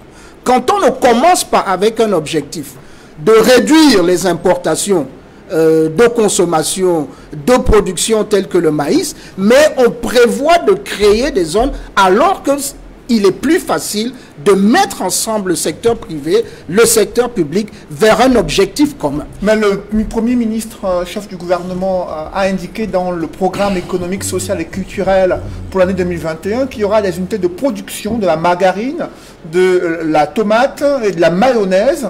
Est-ce que la mise en place de ces industries agroalimentaires obéit à une logique de réduire les importations de ces produits alimentaires? Il faut d'abord partir, à mon avis, vers un objectif où on s'accorde tous qu'il faut réduire l'importation du maïs. Je prends par exemple 150 milliards de francs CFA que nous constatons chaque année. À partir des investissements qui seront dans la filière, on peut créer de la margarine, mais attention, la margarine est un dérivé de l'huile de palme. Et nous sommes en déficit de production d'huile de palme aujourd'hui. Donc, ces incohérences que nous constatons, pour moi, doivent d'abord partir d'objectifs clés. Nous voulons réduire l'importation du maïs de 150 milliards, nous voulons réduire l'importation du riz de 150 milliards, et à ce moment, à l'intérieur des chaînes de valeur de la filière, on peut mettre en place des projets structurants. Et ne pas vouloir tout embrasser en même temps. Et cette rationalisation des investissements doit se faire. Ça doit être un objectif politique dirigiste et très fort. Mais en l'état actuel, sans la refonte profonde du système d'analyse, de mise en œuvre des projets, il nous sera difficile dans le prolongement du DSE d'atteindre certains objectifs clés et souverains dans ce pays en a besoin. Après vous, Georges, Pierre-Emmanuel, le gouvernement envisage de créer 500 000 emplois d'ici 2021. Il parle même de la mise en place des lycées spécialisés dans les métiers numériques et le financement de 150 jeunes aquaculteurs de l'ordre d'1 milliard à environ 1,5 milliard de francs CFA. Est-ce que vous y croyez lorsque vous suivez ces projets et que vous connaissez l'architecture de dépenses et d'exécution du budget au Cameroun? Je me souviens, un ancien délégué du gouvernement, dont je vais me taire de me réserver de ne pas prononcer le nom, avait annoncé la construction d'un tramway à Douala il y a quelques années. On ne sait pas où est-ce que le projet se trouve aujourd'hui. Peut-être que l'œuf est mort, le fœtus est mort dans l'œuf. Une chose qu'il faut préciser, et que mes copanélistes ont précisé d'une façon ou d'une autre, c'est l'échec cuisant et historique du document de croissance pour le document de stratégie pour la croissance et l'emploi, DSE. C'est un échec historique et cuisant. Ça, il faut le relever. Quels sont les faits qui vous permettent d'être aussi péremptoires? C'est un projet dont la première phase partait de 2010 à 2019, avec un taux de croissance estimé à 5,5%. Et tout le monde sait là où nous en sommes aujourd'hui. Même avant que les crises commencent à nous secouer, on n'a jamais dépassé 4% de taux de croissance. Et pire encore, les projets structurants qui ont été annoncés dans le cadre de cette phase-là, dont je peux parler de quelques-uns parmi les 11 plus grands, l'autoroute Douala-Yaoundé, le barrage de retenue de Lompanga, le port en eau profonde de Kribi et autres. Il y a un rapport de FMI qui a parlé de plus de 1500 milliards qui ont été dépensés dans ce projet-là. Quand je prends le cas de l'autoroute, qui a été lancée en 2014, 6 ans plus tard, 40 km, ça veut dire que c'est moins de 10 km par an de réaliser.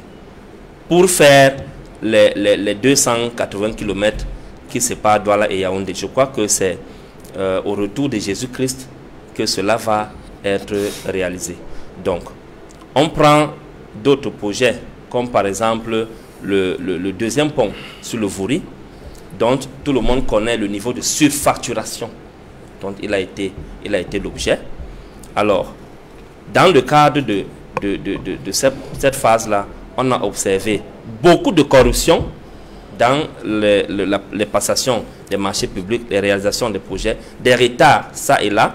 Je prends le cas du port en eau profonde de Kribi, dont on a lancé, sans toutefois mettre les mesures qui vont permettre à ce que ce port soit fonctionnel. On a vu l'échec de l'extension à l'UQAM avec le groupe Alcan entre 2006 et 2008, dont le projet consistait à faire un chemin de fer entre Edea et Kribi qui devait permettre à la LUQAM d'évacuer ses productions vers le port en eau profonde de Kribi et puis de permettre au port en eau profonde de Kribi d'évacuer ses importations vers l'intérieur du pays. Donc, on lance un port en eau profonde sans qu'il y ait un chemin de fer du jamais vu dans le monde entier. Et donc, le port lui-même a été tellement surfacturé. Donc, on constate que le DSE a échoué. Aujourd'hui, ils ont lancé ce qu'ils ont appelé le projet de stratégie nationale de développement. Toujours un jeu de mots. Avec le renouveau, quand ils annoncent le bout du tunnel, à un moment donné, s'ils n'atteignent pas le bout du tunnel, ils vont annoncer les grands projets. S'ils ne réalisent pas les grands projets, ils vont parler maintenant des grandes réalisations. Donc, on est dans un cycle infernal d'esbrouf. Esbrouf sur esbrouf. Ça ne va pas se réaliser. Je reviens un peu dans le discours du Premier ministre John Ngouté, dans son discours inaugural de cette session budgétaire. J'ai noté quelques points. Sur le plan, par exemple, industriel, il a annoncé la réhabilitation de la Sonara avec un budget de 250 milliards. Mon Dieu! Mais ce n'est pas possible. 250 milliards. Je vais rappeler aux Camerounais qui me suivent que la Sonara, avec l'ordonnance de Aïdjo de 1973 qui crée la Sonara, il a mis à disposition 400 millions de francs CFA comme capital social pour le lancement de cette industrie, la usine-là. Capital qu'il a augmenté en 1977 à hauteur de 4 milliards. Et à partir de ce moment, la Sonara avait déjà une capacité de production de 1 600 000 tonnes par an. Jusqu'à son premier projet réalisé d'extension, véritablement réalisé par, amorcé par Edin, et puis réalisé par Charles Metouk en 2002, où ils sont passés à plus de 2 millions de tonnes par an. Donc ça veut dire qu'on est autour de 4 milliards 400 millions, avec tous les aménagements qui ont été faits. C'est vrai qu'il y a eu certains, le budget a été augmenté après certaines années à hauteur de pratiquement 24 milliards. Mais on est à 250 milliards pour réhabiliter la Sonara. Mais ces gens n'ont même pas souvent honte de voler au vu au su de tous. Mais on est fatigué de ce genre de comportement. La quote-part du gouvernement dans le cadre des négociations qui sont en cours avec des industriels qui viendraient réhabiliter ce projet. Je parle de la surfacturation. Je parle, ce n'est pas la valeur réelle de ce qu'il faut. 250 milliards vont construire au moins 10 Sonara. J'ai dit 10. Est-ce que vous avez la preuve qu'il y a une surfacturation dans le cadre de ce marché? Il y a surfacturation parce que ce n'est pas la première fois qu'il y a surfacturation. Au Cameroun, on a vu avec les constructions de stades. On nous dit que le stade de ciment, c'est 16 000 francs. 16 000 francs. On a vu avec la Covid, des gens qui viennent encore voler même l'argent que les Blancs nous ont prêté, nous ont donné pour nous aider à ne pas mourir de la Covid. Ils viennent encore surfacturer le matériel médical qui était acheté. Donc, c'est une gymnastique au quotidien pour le régime de Paul Biya. Maintenant, je prends un autre projet qu'ils ont annoncé. Ils ont parlé de la restructuration de la société à l'UQAM. Mais ce n'est pas possible. Quel est ce type de management à reculons que le régime de Paul Biya fait? La LUQAM devait connaître l'un des projets d'extension les plus spectaculaires en Afrique noire francophone entre 2006 et 2008 avec son projet d'extension du groupe Alcan. Tout le monde a vu le manque de la volonté politique du gouvernement camerounais d'accompagner ce groupe à arriver à leur fin, alors qu'ils avaient mis à disposition un budget de près de 1 milliard de dollars. Donc le Cameroun n'a pas bougé, n'a rien fait pour sauver l'UQAM. Et aujourd'hui, John Gouté, le Premier ministre, vient nous annoncer que dans leur projet, l'un de leurs projets cette année, c'est de réhabiliter la LUQAM, commençant par la fusion à l'UQAM et Socatal. Est-ce qu'il y a un problème entre l'UQAM et Socatal? Ils ont toujours travaillé ensemble. C'est un problème de sémantique. La LUQAM et Socatal sont même dans les mêmes installations, à EDEA. Et ils ont presque les mêmes managements en termes de direction et autres. Donc maintenant, ils ont encore annoncé un autre projet d'esbrouf, comme d'habitude. Il vient nous annoncer, parce que moi j'ai minutieusement lu son discours. John Gouté nous dit qu'ils ont signé, elle a annoncé la signature d'une convention avec des investisseurs nationaux pour la relance de l'ex-LUQAM à EDEA. Cessez de vous moquer des populations d'EDEA, de la Sanaga maritime. Qu'est-ce que ces populations vous ont fait?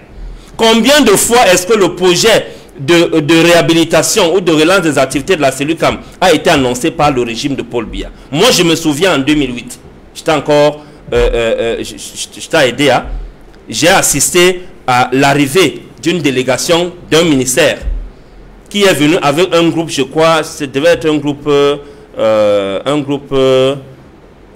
d'un pays de l'Asie du Sud-Est, comment on appelle encore le pays là, thaïlandais, quelque chose comme ça, un groupe industriel. Ils ont annoncé aux populations, les gens sont allés nombreux sur le site ce jour parce qu'ils venaient fêter la relance des activités de la LUQAM. Et qu'est-ce qu'on a constaté? On a constaté que même le peu d'installations qu'il y avait, je vous parle d'un endroit à côté duquel j'ai un terrain d'1 hectare. Dans le village Maningombe, on laisse l'entrée de la LUQAM, on prend la droite, j'ai un terrain là-bas. Donc c'est une zone que je connais très bien. Ce groupe est venu, au lieu de réhabiliter la LUQAM, ils ont même enlevé le peu d'installations qui restaient encore. Laissez les populations d'EDEA tranquilles. Si vous ne pouvez rien faire pour ces populations, vraiment, le régime Paul Biya, laissez-les. Vous n'allez pas réhabiliter la cellule CAM que vous avez vous-même tuée.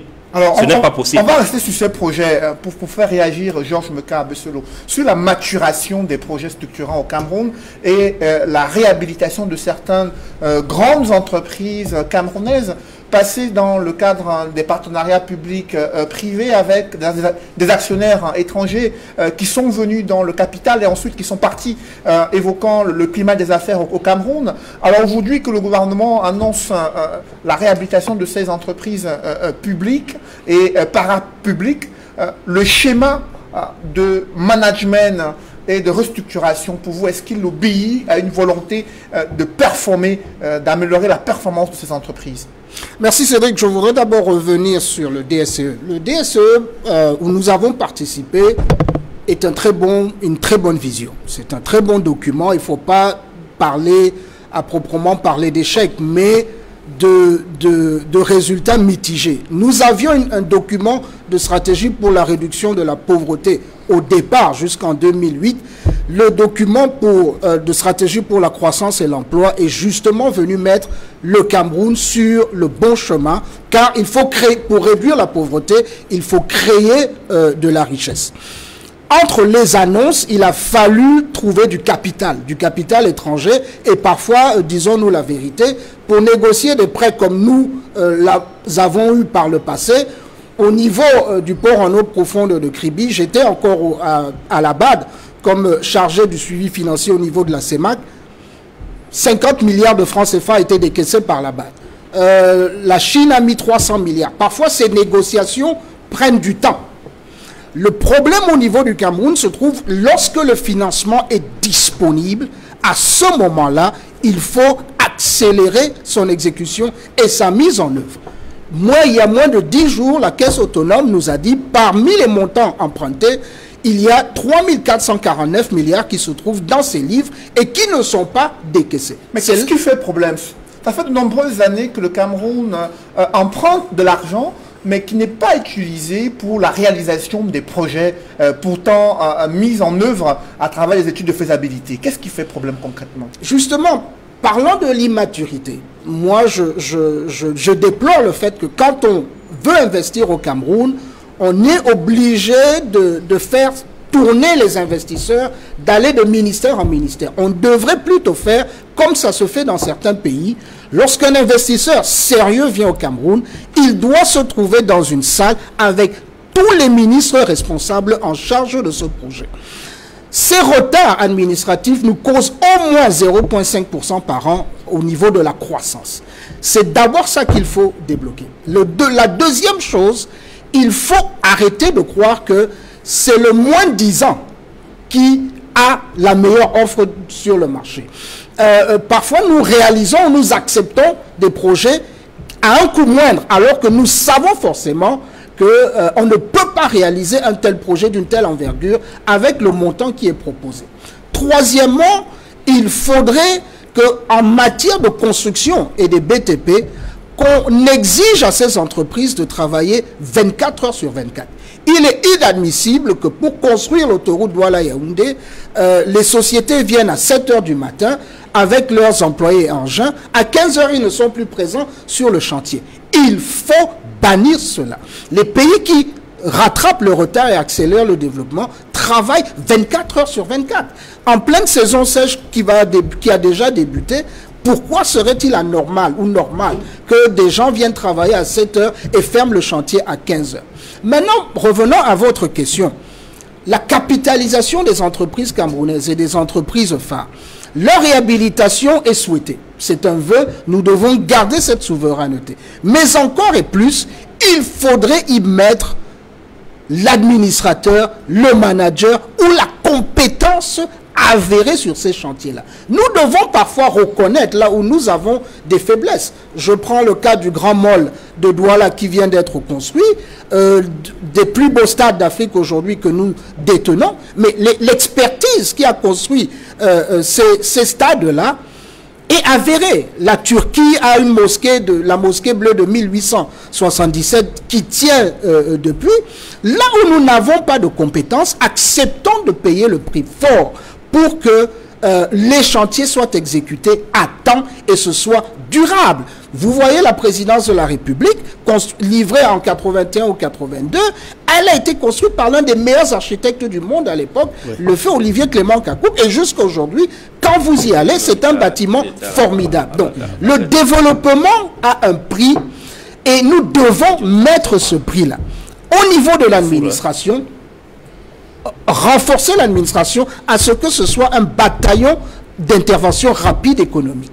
La structuration actuelle ne fonctionne pas. Deux, il faudrait exiger que les sociétés qui gagnent des marchés de construction de routes, au minimum, c'est 8 à 150 milliards de francs CFA, travaillent 24 heures sur 24 sur le chantier. Ça permettrait également de résorber une partie du chômage. Alors après vous, Georges, Martin Ambazing, la question qui préoccupe les Camerounais, c'est la question de l'emploi. Et le Premier ministre indique dans son programme économique, social et culturel qu'il est envisagé la création de 500 000 emplois décents d'ici 2021. Au regard de la structuration de l'économie camerounaise, victime à la fois des crises sanitaires, crises sécuritaires et des questions de gouvernance, la création de ces 500 000 emplois est-elle envisageable? Dans quel cadre? Quel est votre regard sur ce point? Avant de parler d'emploi, je voudrais déjà dire quelque chose qui paraît une évidence au niveau du document de stratégie pour la croissance et l'emploi. C'est qu'il y avait des objectifs au départ. Bon, sur l'objectif de départ, il était question que le Cameroun fasse du 5,5 de croissance. Le Cameroun a fait 4,5. Bon, si vous êtes dans une classe, on vous demande 5,5, vous faites 4,5, ça veut dire que vous n'êtes pas si mauvais que ça. Donc je rejoins ce que disait M. Abelso tout à l'heure sur le fait que c'est un bilan qui n'est pas excellent, mais c'est un bilan qui est passable. Parce que, entre autres, quand même, nous avons eu des objectifs qui ont été atteints, notamment au niveau du secteur tertiaire. Parce que vous savez que notre problème aujourd'hui, c'est qu'il est très puissant. C'est lui qui tire la croissance vers le haut. Il y avait un objectif qui était de 41% à la fin de 2019. Il était de 57%. C'est le seul indicateur du secteur qui a été à l'intérieur des clous. Le secteur primaire, on attendait 26,8, on a fait 20. Le secondaire, on attendait 33, on a fait 28. C'est pour relativiser tout ce que nous pouvons dire au niveau des documents stratégiques pour la croissance et l'emploi. Il faut maintenant dire que la seconde phase, et là je vais rechuter sur le problème de l'emploi, c'est une stratégie qui veut faire du Cameroun un pays industrialisé. Vous savez que le véritable problème dans notre économie, c'est parce que notre secteur secondaire est très faible. Et pour qu'il soit fort, il faut qu'on transforme. C'est pour ça que dans la stratégie nationale de développement, il est clairement établi qu'il y aura une notion, la notion de préférence nationale qui sera mise en valeur, en exergue, au devant de toutes les décisions qu'on prendra. Ça veut dire quoi? Ça veut dire qu'à chaque fois qu'il y a un marché, on va privilégier à 60% les nationaux. Mais on en parle depuis, Martin Omba, depuis de nombreuses années, le gouvernement dit qu'il y aura une préférence nationale. Mais dans la réalité des faits, ce sont toujours les multinationales qui sont sélectionnées. Même en matière de sous-traitance industrielle, il y a quelques petits pas qui ont été réalisés. Dans le secteur du bois aussi, il y avait une préférence nationale qui devait être faite avec un pourcentage précis dans la commande publique. Est-ce que tout ça est respecté? Moi, je ne fais pas le procès de ce qui n'a pas été fait. Moi, je lis un document qui est la boussole de l'économie du Cameroun, qui doit être en phase avec les ODD, parce que tout ça va ensemble. C'est-à-dire que, est-ce qu'aujourd'hui, le trend vers lequel on va est un bon trend? Moi, je dis oui. Nous devons transformer notre économie. Transformer, ça veut dire transformer. Transformer, ça veut dire créer des emplois. Vous comprenez? On dit, à côté de ça, lorsqu'il y a un marché, si c'est respecté, on va à 60% donner ça aux locaux. Quand ils sont en mesure de le faire, parce qu'on ne va pas donner un marché qui ne peut pas être exécuté par un local, sous prétexte qu'il faut la préférence nationale. Alors, le véritable problème qui se pose dans tout ça, c'est l'économie, mais souvent, l'économie est une résultante. C'est dans le comportement, les comportements citoyens. Ce que vous dites aujourd'hui, est-ce que c'est respecté? C'est quoi? C'est l'absence de comportement citoyen. Donc pour moi, la préférence nationale doit s'additionner avec le comportement citoyen. Quand un citoyen camerounais pense à son pays, il ne peut pas outrepasser cette disposition qui me paraît être salutaire. N'oubliez jamais qu'à chaque fois que vous faites de l'importation, vous créez la croissance et l'emploi pour les autres. je vous ai souvent dit ça, qu'on peut écrire tous les documents du monde. Le seul problème du Cameroun, le seul modèle qui va au Cameroun, c'est prendre les importations, prendre les exportations et de faire tout et tout pour que les importations baissent et que les exportations augmentent. Et pour passer à l'industrialisation, il faut les machines. Est-ce que vous fabriquez les machines au Cameroun? Donc vous serez obligé d'acheter. Vous achetez avec quoi? Parce que vous vendez à l'étranger. Maintenant, quand il faut acheter à l'étranger, vous avez une banque qui est indépendante. Moi, aujourd'hui, je peux avoir l'opportunité d'acheter les machines pour fabriquer la tomate. Pour les acheter, j'ai de l'argent, mais cet argent est logé en France. Il se trouve que sur 100 francs que j'ai, je veux avoir 70. Moi, on me dit non, comme tu ne peux pas avoir, tu ne peux avoir que 50. Alors que j'ai mes 100 francs qui sont là-bas. Vous comprenez que les débats pour lesquels nous sommes aujourd'hui ne sont pas un débat où on va parler d'une chose, d'une seule chose. On doit parler d'un ensemble de choses. Et le Cameroun pourra aussi s'industrialiser si et seulement si elle a une certaine autonomie monétaire. On dit politique économique, d'un côté la monnaie, de l'autre côté le budget. Pour l'instant, j'ai bien l'impression que le Cameroun n'a que la partie budgétaire sur laquelle on peut surfer. Je tiens à vous dire que on ne peut pas, comme disait mon frère tout à l'heure, partir d'une relation avec la France du jour au lendemain comme si c'était c'est pas la guerre. On peut, de façon progressive, durant aussi les 10 ans, dire qu'au lieu d'avoir dans le compte opération 50%, allons-y graduellement pour qu'au bout de 10 ans, qu'on soit à 10%, pour ceux qui ne veulent pas qu'on sorte de la zone. Mais vous ne pouvez pas dire que pendant que vous voulez vous industrialiser, vous avez une partie de votre argent qui est bloquée quelque part et qui ne vous permet pas d'agir. Si maintenant j'ai une opportunité, parce que le marché est ouvert, et que l'argent que j'ai ne peut pas sortir parce qu'il y a un quota qui doit rester dans le compte opération, je fais comment? Donc, il y a ce côté-là, il ne faut pas avoir peur de le dire. Nous devons aussi faire fléchir la France pour que, si nous ne sortons pas directement, immédiatement, qu'on essaie d'assouplir ce compte-là qui nous prend la moitié de ce que nous vendons en devises. Nous ne pouvons pas acheter en francs CFA, nous ne pouvons acheter qu'en devises. Donc tant que nous n'avons pas accès à la totalité de nos devises à l'étranger, ce sera aussi un frein pour que nous créions des emplois. Donc pour finir, je pense que 500 000 emplois, c'est rien du tout quand l'économie est dynamique. C'est rien du tout. Et comme on est parti d'une base où nous devons absolument faire émerger le secteur industriel, je pense que cela est possible. Maintenant, il faut que l'on respecte les dispositions qui ont été mises. Après vous, Martin Mbazing, avec vous, Edmond Kangia, il y a le JICAM qui a porté la voix du secteur privé dans les préparatifs de ce budget 2021 et a remis un livre blanc au Premier ministre, ministre des Finances et secrétaire général de la présidence de la République pour indiquer les propositions du secteur privé qui souhaitent une véritable relance de la croissance économique et un soutien important aux entreprises camerounaises en difficulté du fait de la crise anglophone, en difficulté du fait de la crise sécuritaire et de la crise sanitaire.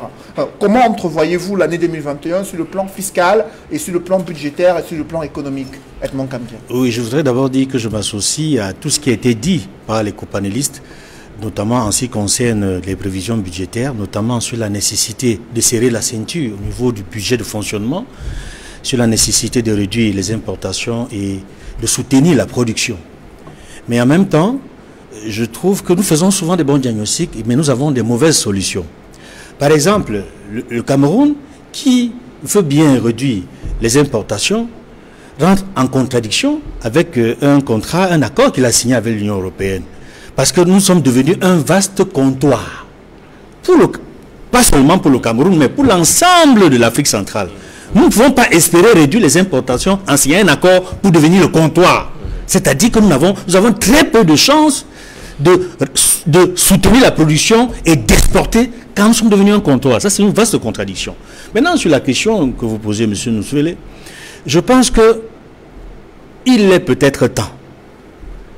Il est peut-être temps parce que pendant longtemps, pendant plusieurs années, depuis qu'il y a cette guerre qui dure depuis 4 ans dans le nord-ouest et le sud-ouest, nous avons l'impression que le gouvernement a été inaudible aux doléances formulées par le JICAM et d'autres regroupements professionnels. Il n'a pas été associé, il n'a pas souvent été associé, ou ces revendications n'ont pas été prises en compte chaque fois de manière concrète pour résoudre les problèmes qui sont les leurs et qui auraient pu booster l'économie nationale, qui auraient pu renforcer le tissu social, le tissu économique et favoriser l'éclosion de l'investissement national mais également international au Cameroun. Nous pensons que ce livre blanc qui a été proposé, qui a été, n'est-ce pas, remis, n'est-ce pas, au chef de gouvernement, si les propositions qui ont été formulées dans ce document sont effectivement prises en compte, je pense que nous allons avancer positivement vers la résolution d'un certain nombre de problèmes, notamment des goulots d'étranglement qui empêchent les entreprises nationales d'avancer, de se consolider et de régler deux problèmes. C'est-à-dire, avec la crise sanitaire que nous connaissons, avec la crise sécuritaire que nous connaissons également, comment faire en sorte que les entreprises nationales ne soient pas en faillite? Nous avons évoqué tout à l'heure le cas de la CDC qui a besoin d'être soutenue, réhabilitée à cause de toutes des conséquences que cette entreprise a connues du fait de la guerre dans le nord-ouest et le sud-ouest. Nous pensons que les propositions qui ont été formulées devraient être, n'est-ce pas, au chevet du gouvernement et devraient même permettre, à travers tout ce qui a été dit dans ce document-là, devrait orienter même la politique budgétaire, les prévisions financières et économiques du pays. Je ne sais pas si on en a tenu compte dans le budget, dans les propositions de budget de cette année, de 2020-2021. Je ne sais pas si ça a été tenu, si on a tenu compte de ça. Mais je pense que déjà, le fait que ce partenariat privé-public soit renforcé, cela va aider, je l'espère bien, à faire en sorte que le Cameroun ne stagne plus, le Cameroun ne recule plus. Parce que vous savez que le nord-ouest et le sud-ouest sont devenus deux zones économiquement sinistrées.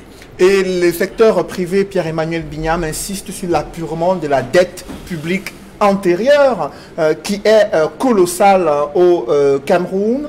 Les mesures prises ici par le gouvernement pour éponger cette ardoise sont restées insuffisantes du point de vue du patronat camerounais qui souhaite que la trésorerie des entreprises soit renflouée pour relancer également la croissance économique. Qu'est-ce que vous en pensez sur la question de la gestion de la dette au Cameroun? Il y a même un nouveau débat qui vient d'être lancé, je crois, il y a moins de 2 semaines, sur notre niveau d'endettement.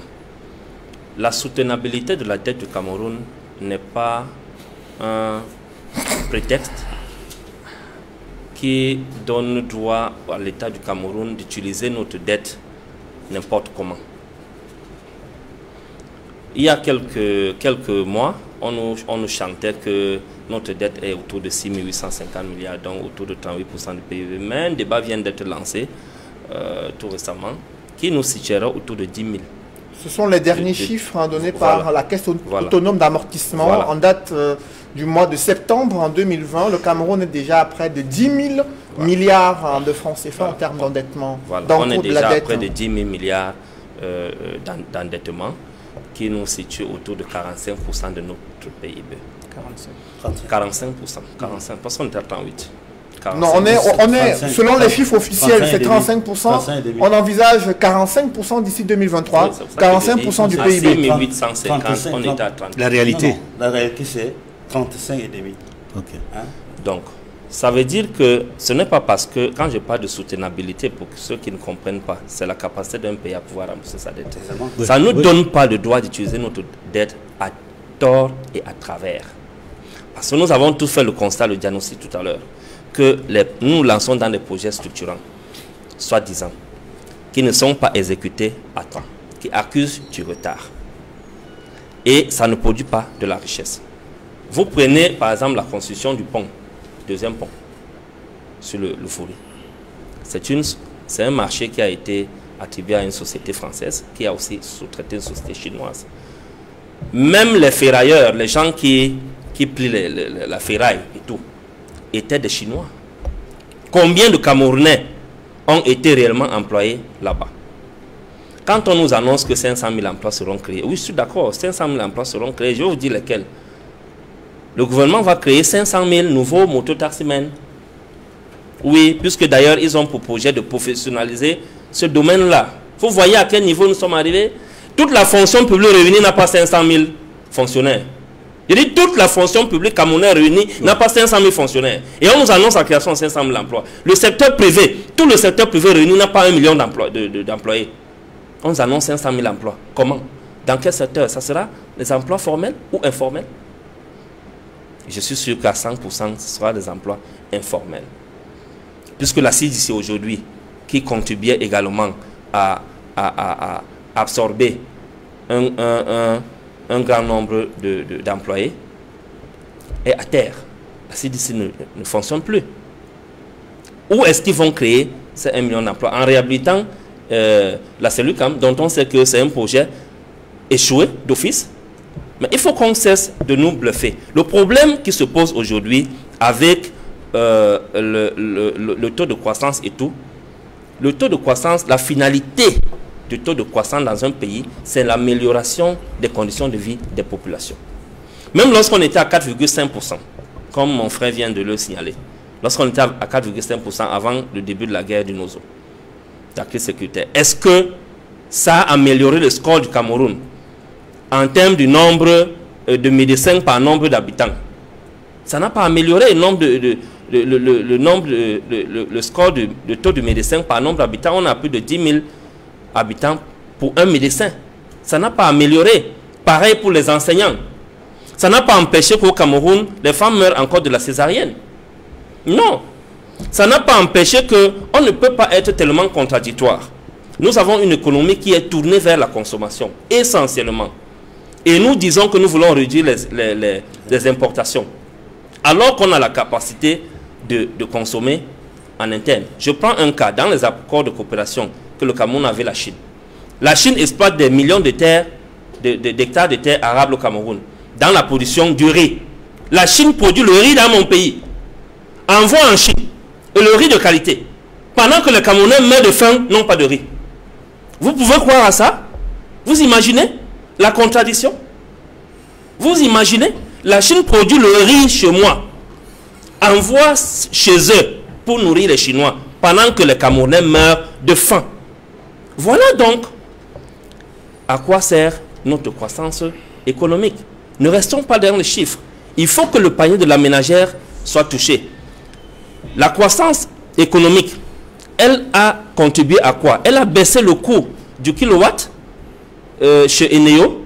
Elle a baissé le coût du mètre cube d'eau chez Camwater. Je pense non. Nous sommes toujours dans l'esbrouf. Il y a un problème qui est urgent au Cameroun. Il faut le changement du management, du paradigme de management et de leadership. Commençant par le sommet de l'État. Il est urgent que le Cameroun connaisse une alternance au sommet de l'État. Soyons sérieux pour regarder le président Paul Biya dans les yeux et lui dire: Monsieur le président Paul Biya, avec tout le respect que je vous dois, vous avez fait ce que vous avez pu, mais aujourd'hui, vous êtes arrivé au bout de vos efforts. L'énergie que vous aviez avant, les projets que vous aviez impulsés avant en 1982, vous avez connu tellement de difficultés, vous avez pu faire ce que vous avez pu, mais en réalité, ces 12 dernières années, à partir de la crise de la fin de 2008, vous avez échoué. Le Cameroun n'est pas dans le top 10 de la sécurité alimentaire. Oui. Le Sénégal est dedans. Le Gabon est dedans. Le Ghana est dedans. Dans le top 10 de la sécurité alimentaire en Afrique. Oui. Le Cameroun n'est pas dedans. Un pays qui avait atteint l'autosuffisance alimentaire dans les années 70 oui. et qui a de la peine aujourd'hui à entrer dans ce carré-là. Donc, les Camerounais n'arrivent même pas à se nourrir. Le Sénégal est dans ce classement-là. Le Sénégal n'a que le riz. Le Sénégalais mange le riz de lundi à dimanche. Moi, j'y ai été. Le Sénégalais mange le riz sous toutes les formes. Et vous entrez dans un restaurant, riz. Ça veut dire qu'ils n'ont pas des terres arabes qui leur permettent de faire d'autres productions. Nous avons une terre tellement riche, mais le Cameroun n'atteint pas l'autosuffisance alimentaire. Alors, après ce constat, Pierre-Emmanuel Bignam, Georges Mekabe-Solo, sur l'incidence de la croissance dans le quotidien des Camerounais, dans le panier de la ménagère, dans le pouvoir d'achat des Camerounais, comment opérer cette adéquation entre la recherche d'une croissance forte et l'inclusion économique pour les populations? Oui, c'est le véritable défi pour tous nos pays et le Cameroun n'en est pas une exception. Au dernier classement des pays en Afrique, le Cameroun a, si je ne me trompe pas, la 18e place en termes des pays économiques. Sur 54 pays, ce n'est pas un mauvais classement. Les défis que nous avons devant nous, c'est justement cette croissance inclusive. Cette croissance qui doit bénéficier à tout le monde et qui doit réduire les prix de consommation et d'accès aux biens pour tout un chacun. Nous sommes 15e. La Côte d'Ivoire, 12e. Les pays les plus riches du Cameroun est Monsieur 15e. Ombazing dit que nous sommes 15e sur ce classement de 54 pays. Ce n'est pas mauvais, ça témoigne de notre résilience. Mais il n'en demeure pas moins vrai aussi que le Cameroun a au moins 40% de la population qui vit sous le seuil de pauvreté. L'INS a indiqué que la pauvreté a augmenté dans les zones rurales. Et avec 2020, où il y a eu de nombreuses destructions d'emplois du fait de la crise sanitaire et la crise anglophone, lorsqu'on prend tous ces éléments-là, on aboutit à quel diagnostic? On aboutit à un diagnostic encore qui est un diagnostic de défis à relever.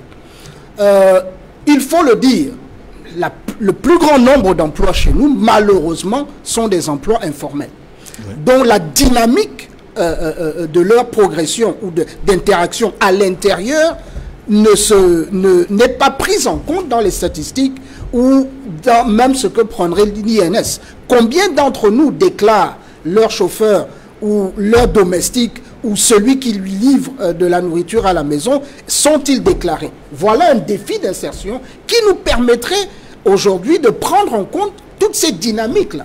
Nous prenons le secteur de l'inclusion financière. Dans nos téléphones aujourd'hui, c'est 15 000 milliards qui circulent au quotidien et par année dans nos téléphones de transferts d'argent qui sont, dans la plupart des cas, pour la production et pour la consommation.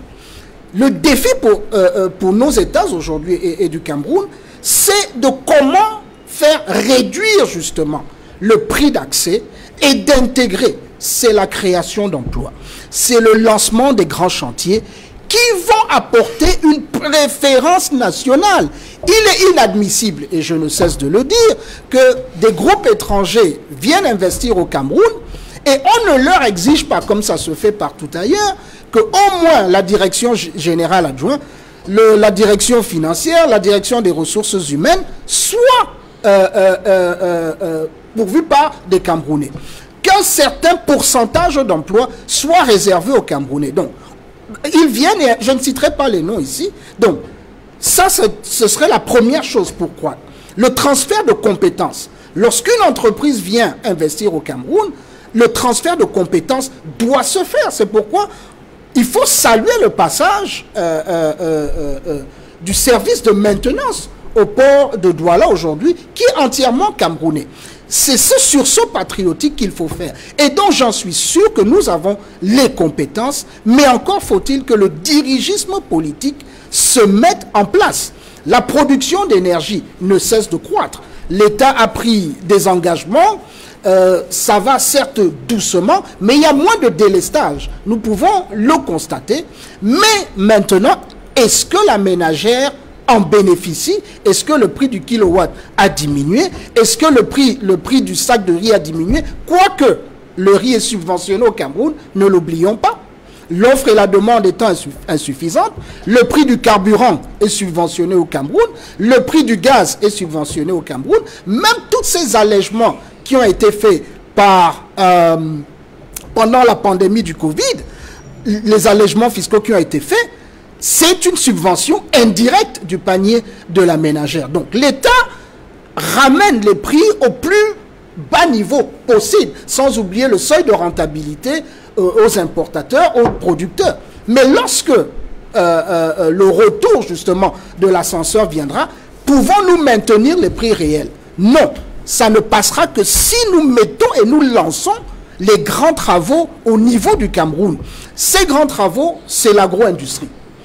L'État doit sélectionner des zones foncières qui sont destinées à des productions spécifiques. Les petits projets ou programmes de production de ceci n'ont pas fonctionné. Il faut revenir aux grandes entreprises agricoles, Sodecao, peut-être une Sodecafé, Sodecoton continue de se maintenir, la CDC, nul n'était des effets externes à son système de production, produira encore et employera encore autant de Camerounais. C'est ce défi aujourd'hui qu'il faut et dont je ne cesse de clamer aux autorités que ramener et utiliser les compétences chères que les Camerounais ont pour relancer notre système de production. Ce ne sont pas le saupoudrage de petits projets de PAE jeunes ici à gauche et à droite qui ont amené les 300 000 hectares, les 300 000 tonnes ou 400 000 tonnes de café cacao. C'était des sociétés comme la Sodecao qui pouvaient justement absorber l'économie d'échelle d'avoir des petits et petits producteurs ici et là. C'est ce défi qu'il faut relever aujourd'hui. Dans cette transformation structurelle de l'économie camerounaise, vous parlez de patriotisme économique et le secteur privé se plaint depuis de nombreuses années de ne pas bénéficier d'un appui et d'un accompagnement conséquent. Que faut-il faire à ce niveau de façon concrète pour le JICAM, pour le secteur privé, pour les promoteurs d'entreprises camerounaises qui s'engagent dans l'agro-industrie et dans d'autres services nouveaux, pour l'économie numérique aussi par exemple, qui est un levier important de croissance? Oui, Camtel est une niche de richesse. Il est toujours impensable de voir que deux sociétés étrangères dont on n'a pas de capitaux camerounais à l'intérieur, qui certes emploient une masse de Camerounais, continuent de générer des revenus de l'ordre de 1100 milliards chaque année, pendant que celles mêmes qui détenaient les licences GSM à l'époque ne réalisent pas, dont on ne connaît pas les revenus, les chiffres d'affaires aujourd'hui. Voilà des niches de revenus, de croissance et d'emploi que l'État peut immédiatement renforcer. Pareil pour Campost et pareil pour d'autres sociétés que l'État doit obligatoirement réhabiliter. L'un des autres volets aujourd'hui, et qui est ce que j'appellerais la financiarisation de l'économie camerounaise, c'est d'obliger des grands groupes industriels au Cameroun de réinvestir dans leur propre secteur, sans faire de publicité. Les brasseries du Cameroun qui contribuent fortement à importer nos 150 milliards de francs CFA par an de maïs ou de blé ou de malt devraient pouvoir être obligées par l'État, comme ça s'est fait dans d'autres pays, de créer des grandes exploitations agricoles de maïs et d'y investir chaque année afin que la chaîne de valeur intra-camerounaise puisse venir justement résoudre ce problème de déficit de la balance commerciale en produisant localement et en transformant sur le plan local. Si nous voulons des niches de croissance, de création de richesse, c'est disponible au niveau du Cameroun. C'est à ce prix fort que le panier, non seulement le prix du panier de la ménagère va diminuer, mais également la création de richesses et d'emplois va se faire. Il faut noter que plusieurs entreprises brassicoles ont des sources d'approvisionnement sur le plan local, mais leur demande est très importante, d'où le fait qu'ils aillent à l'étranger pour importer la matière première. Martin Ambazin, au-delà de ces questions d'industrialisation, il y a l'environnement des affaires, il y a le comportement de l'administration camerounaise face aux chefs d'entreprise qui souhaitent créer de la richesse, créer de la valeur ajoutée et créer des emplois. Comment vous voyez cette sortie de crise économique et la relance de la croissance, une croissance plus inclusive, Martin? Non, en réalité, les entreprises ne veulent pas mille choses. Hein. C'est-à-dire qu'aujourd'hui, pour faire partir la machine, il y a d'abord ce que l'État a par nature, à savoir la fiscalité. C'est-à-dire que l'État devrait pouvoir mettre en place des mesures fiscales incitatives. Je pense que dans le projet de loi des finances 2021, il y a toute une série d'exonérations qui concernent l'importation des machines. Je vous ai dit que pour cette industrialité, il faut les machines. Donc l'État a déjà mis en place un dispositif qui va permettre que les chefs d'entreprise puissent importer des appareils en ayant une fiscalité beaucoup plus favorable. Mais il faut que je revienne un peu sur la question de l'emploi. Vous savez, il faut qu'on reconnaisse aujourd'hui que l'emploi de 2021 ne sera plus jamais comme l'emploi de 1970-73. Donc ne croyons pas que chaque étudiant qui sort de l'école aura un travail bien fait. Non. Aux États-Unis, quand on vous dit que le taux de chômage c'est le plein emploi, c'est le plein emploi parce que tout le monde fait tout ce qui est possible de faire. Le seul problème du Cameroun aujourd'hui, c'est qu'on n'arrive pas à répertorier tous ces systèmes-là. Vous savez, quand on dit sous-emploi, quand on dit le chômage est de 10%, sous-emploi de 70%, ça veut dire que c'est les gens qui à un moment donné ont une formation et qui n'arrivent pas à avoir un métier par rapport à leur formation, mais qui ont quand même un métier. Est-ce que la définition de l'emploi, telle que nous l'avions par le passé, est la même qu'aujourd'hui? Ça, c'est une question, parce que le plus important, ça il faut le dire aujourd'hui, c'est que les gens aient un emploi. Maintenant, aller vérifier le bon emploi, le mauvais emploi, c'est une autre question. Mais moi, je pense que, tel que c'est parti, la manière dont le GICAM travaille avec l'État du Cameroun, avec le gouvernement, va certainement produire des choses positives. Parce que personne aujourd'hui ne peut concourir à un objectif, à savoir réduire de la pauvreté et créer de la croissance, donc de l'emploi. Et je pense que les chiffres ou bien la vie de tous les jours peut paraître très difficile, mais je vais vous prendre un exemple. Un exemple. Au Cameroun, si vous avez 500 francs le matin, vous mangez un plat. Les ouvriers, quand ils vont au travail, tous ceux qui travaillent, le matin, ils mangent un plat. Et que fait la famille? Donc, la femme, les enfants... Et la qualité de ce plat. Quelle est la qualité de ce plat? Les calories. Tout ça. Je vous dis, c'est par rapport à ça qu'on... C'est un relatif. Il a la parole. C'est ça qu'on réduit même notre espérance. Je vous en prie, Martin, à la parole. Oui, Martin. Je vous en prie également. Quand vous voyagez, parce qu'il faut toujours comparer, je vous ai dit aujourd'hui au Cameroun, le Cameroun est le 15e pays parmi les 54 en Afrique. On n'est pas la Côte d'Ivoire est 12e, nous sommes 15e. Et la Côte d'Ivoire, ils sont déjà à la construction du 4e pont à Abidjan, la capitale économique. Nous avons un développement qui est quasiment sur tout l'étendue du territoire. On ne peut pas comparer ce qui est incomparable. Je vous dis simplement qu'au Cameroun, si on parle de panels aménagères, vous allez à Kinshasa, vous avez 500, vous ne pouvez rien manger. Au Cameroun, vous avez 500, vous mangez. Vous comprenez? La notion de calories, la notion de tout ça, c'est autre chose. Je veux par là dire qu'il faut quand même reconnaître qu'aujourd'hui, le Cameroun a une économie qui est résiliente, comme on dit, dans les termes techniques. Le Cameroun, aujourd'hui, a une économie il y a des choses, des valeurs sur lesquelles l'on doit se reposer pour essayer d'amplifier notre développement. On ne peut pas dire aujourd'hui que lorsqu'on est au Cameroun, on souffre tant. Les gens ont du mal parce que les changements qui se passent dans le monde nous touchent. Voilà pourquoi la solution aujourd'hui, c'est la préférence nationale. C'est qu'il faut repartir sur nos bases, cultiver ce que nous consommons. C'est la base de tout notre développement économique. C'est la fin de cette émission. Merci à vous, Georges Meka, Abdesolo et Edmond Kandia, d'être venus sur ce plateau. Merci également à vous, Pierre-Emmanuel et Martin Ambazing, d'avoir participé à ce débat. Mesdames, Messieurs, c'est la fin de cette émission. Merci de l'avoir suivi et merci de rester sur Equinox Télévision.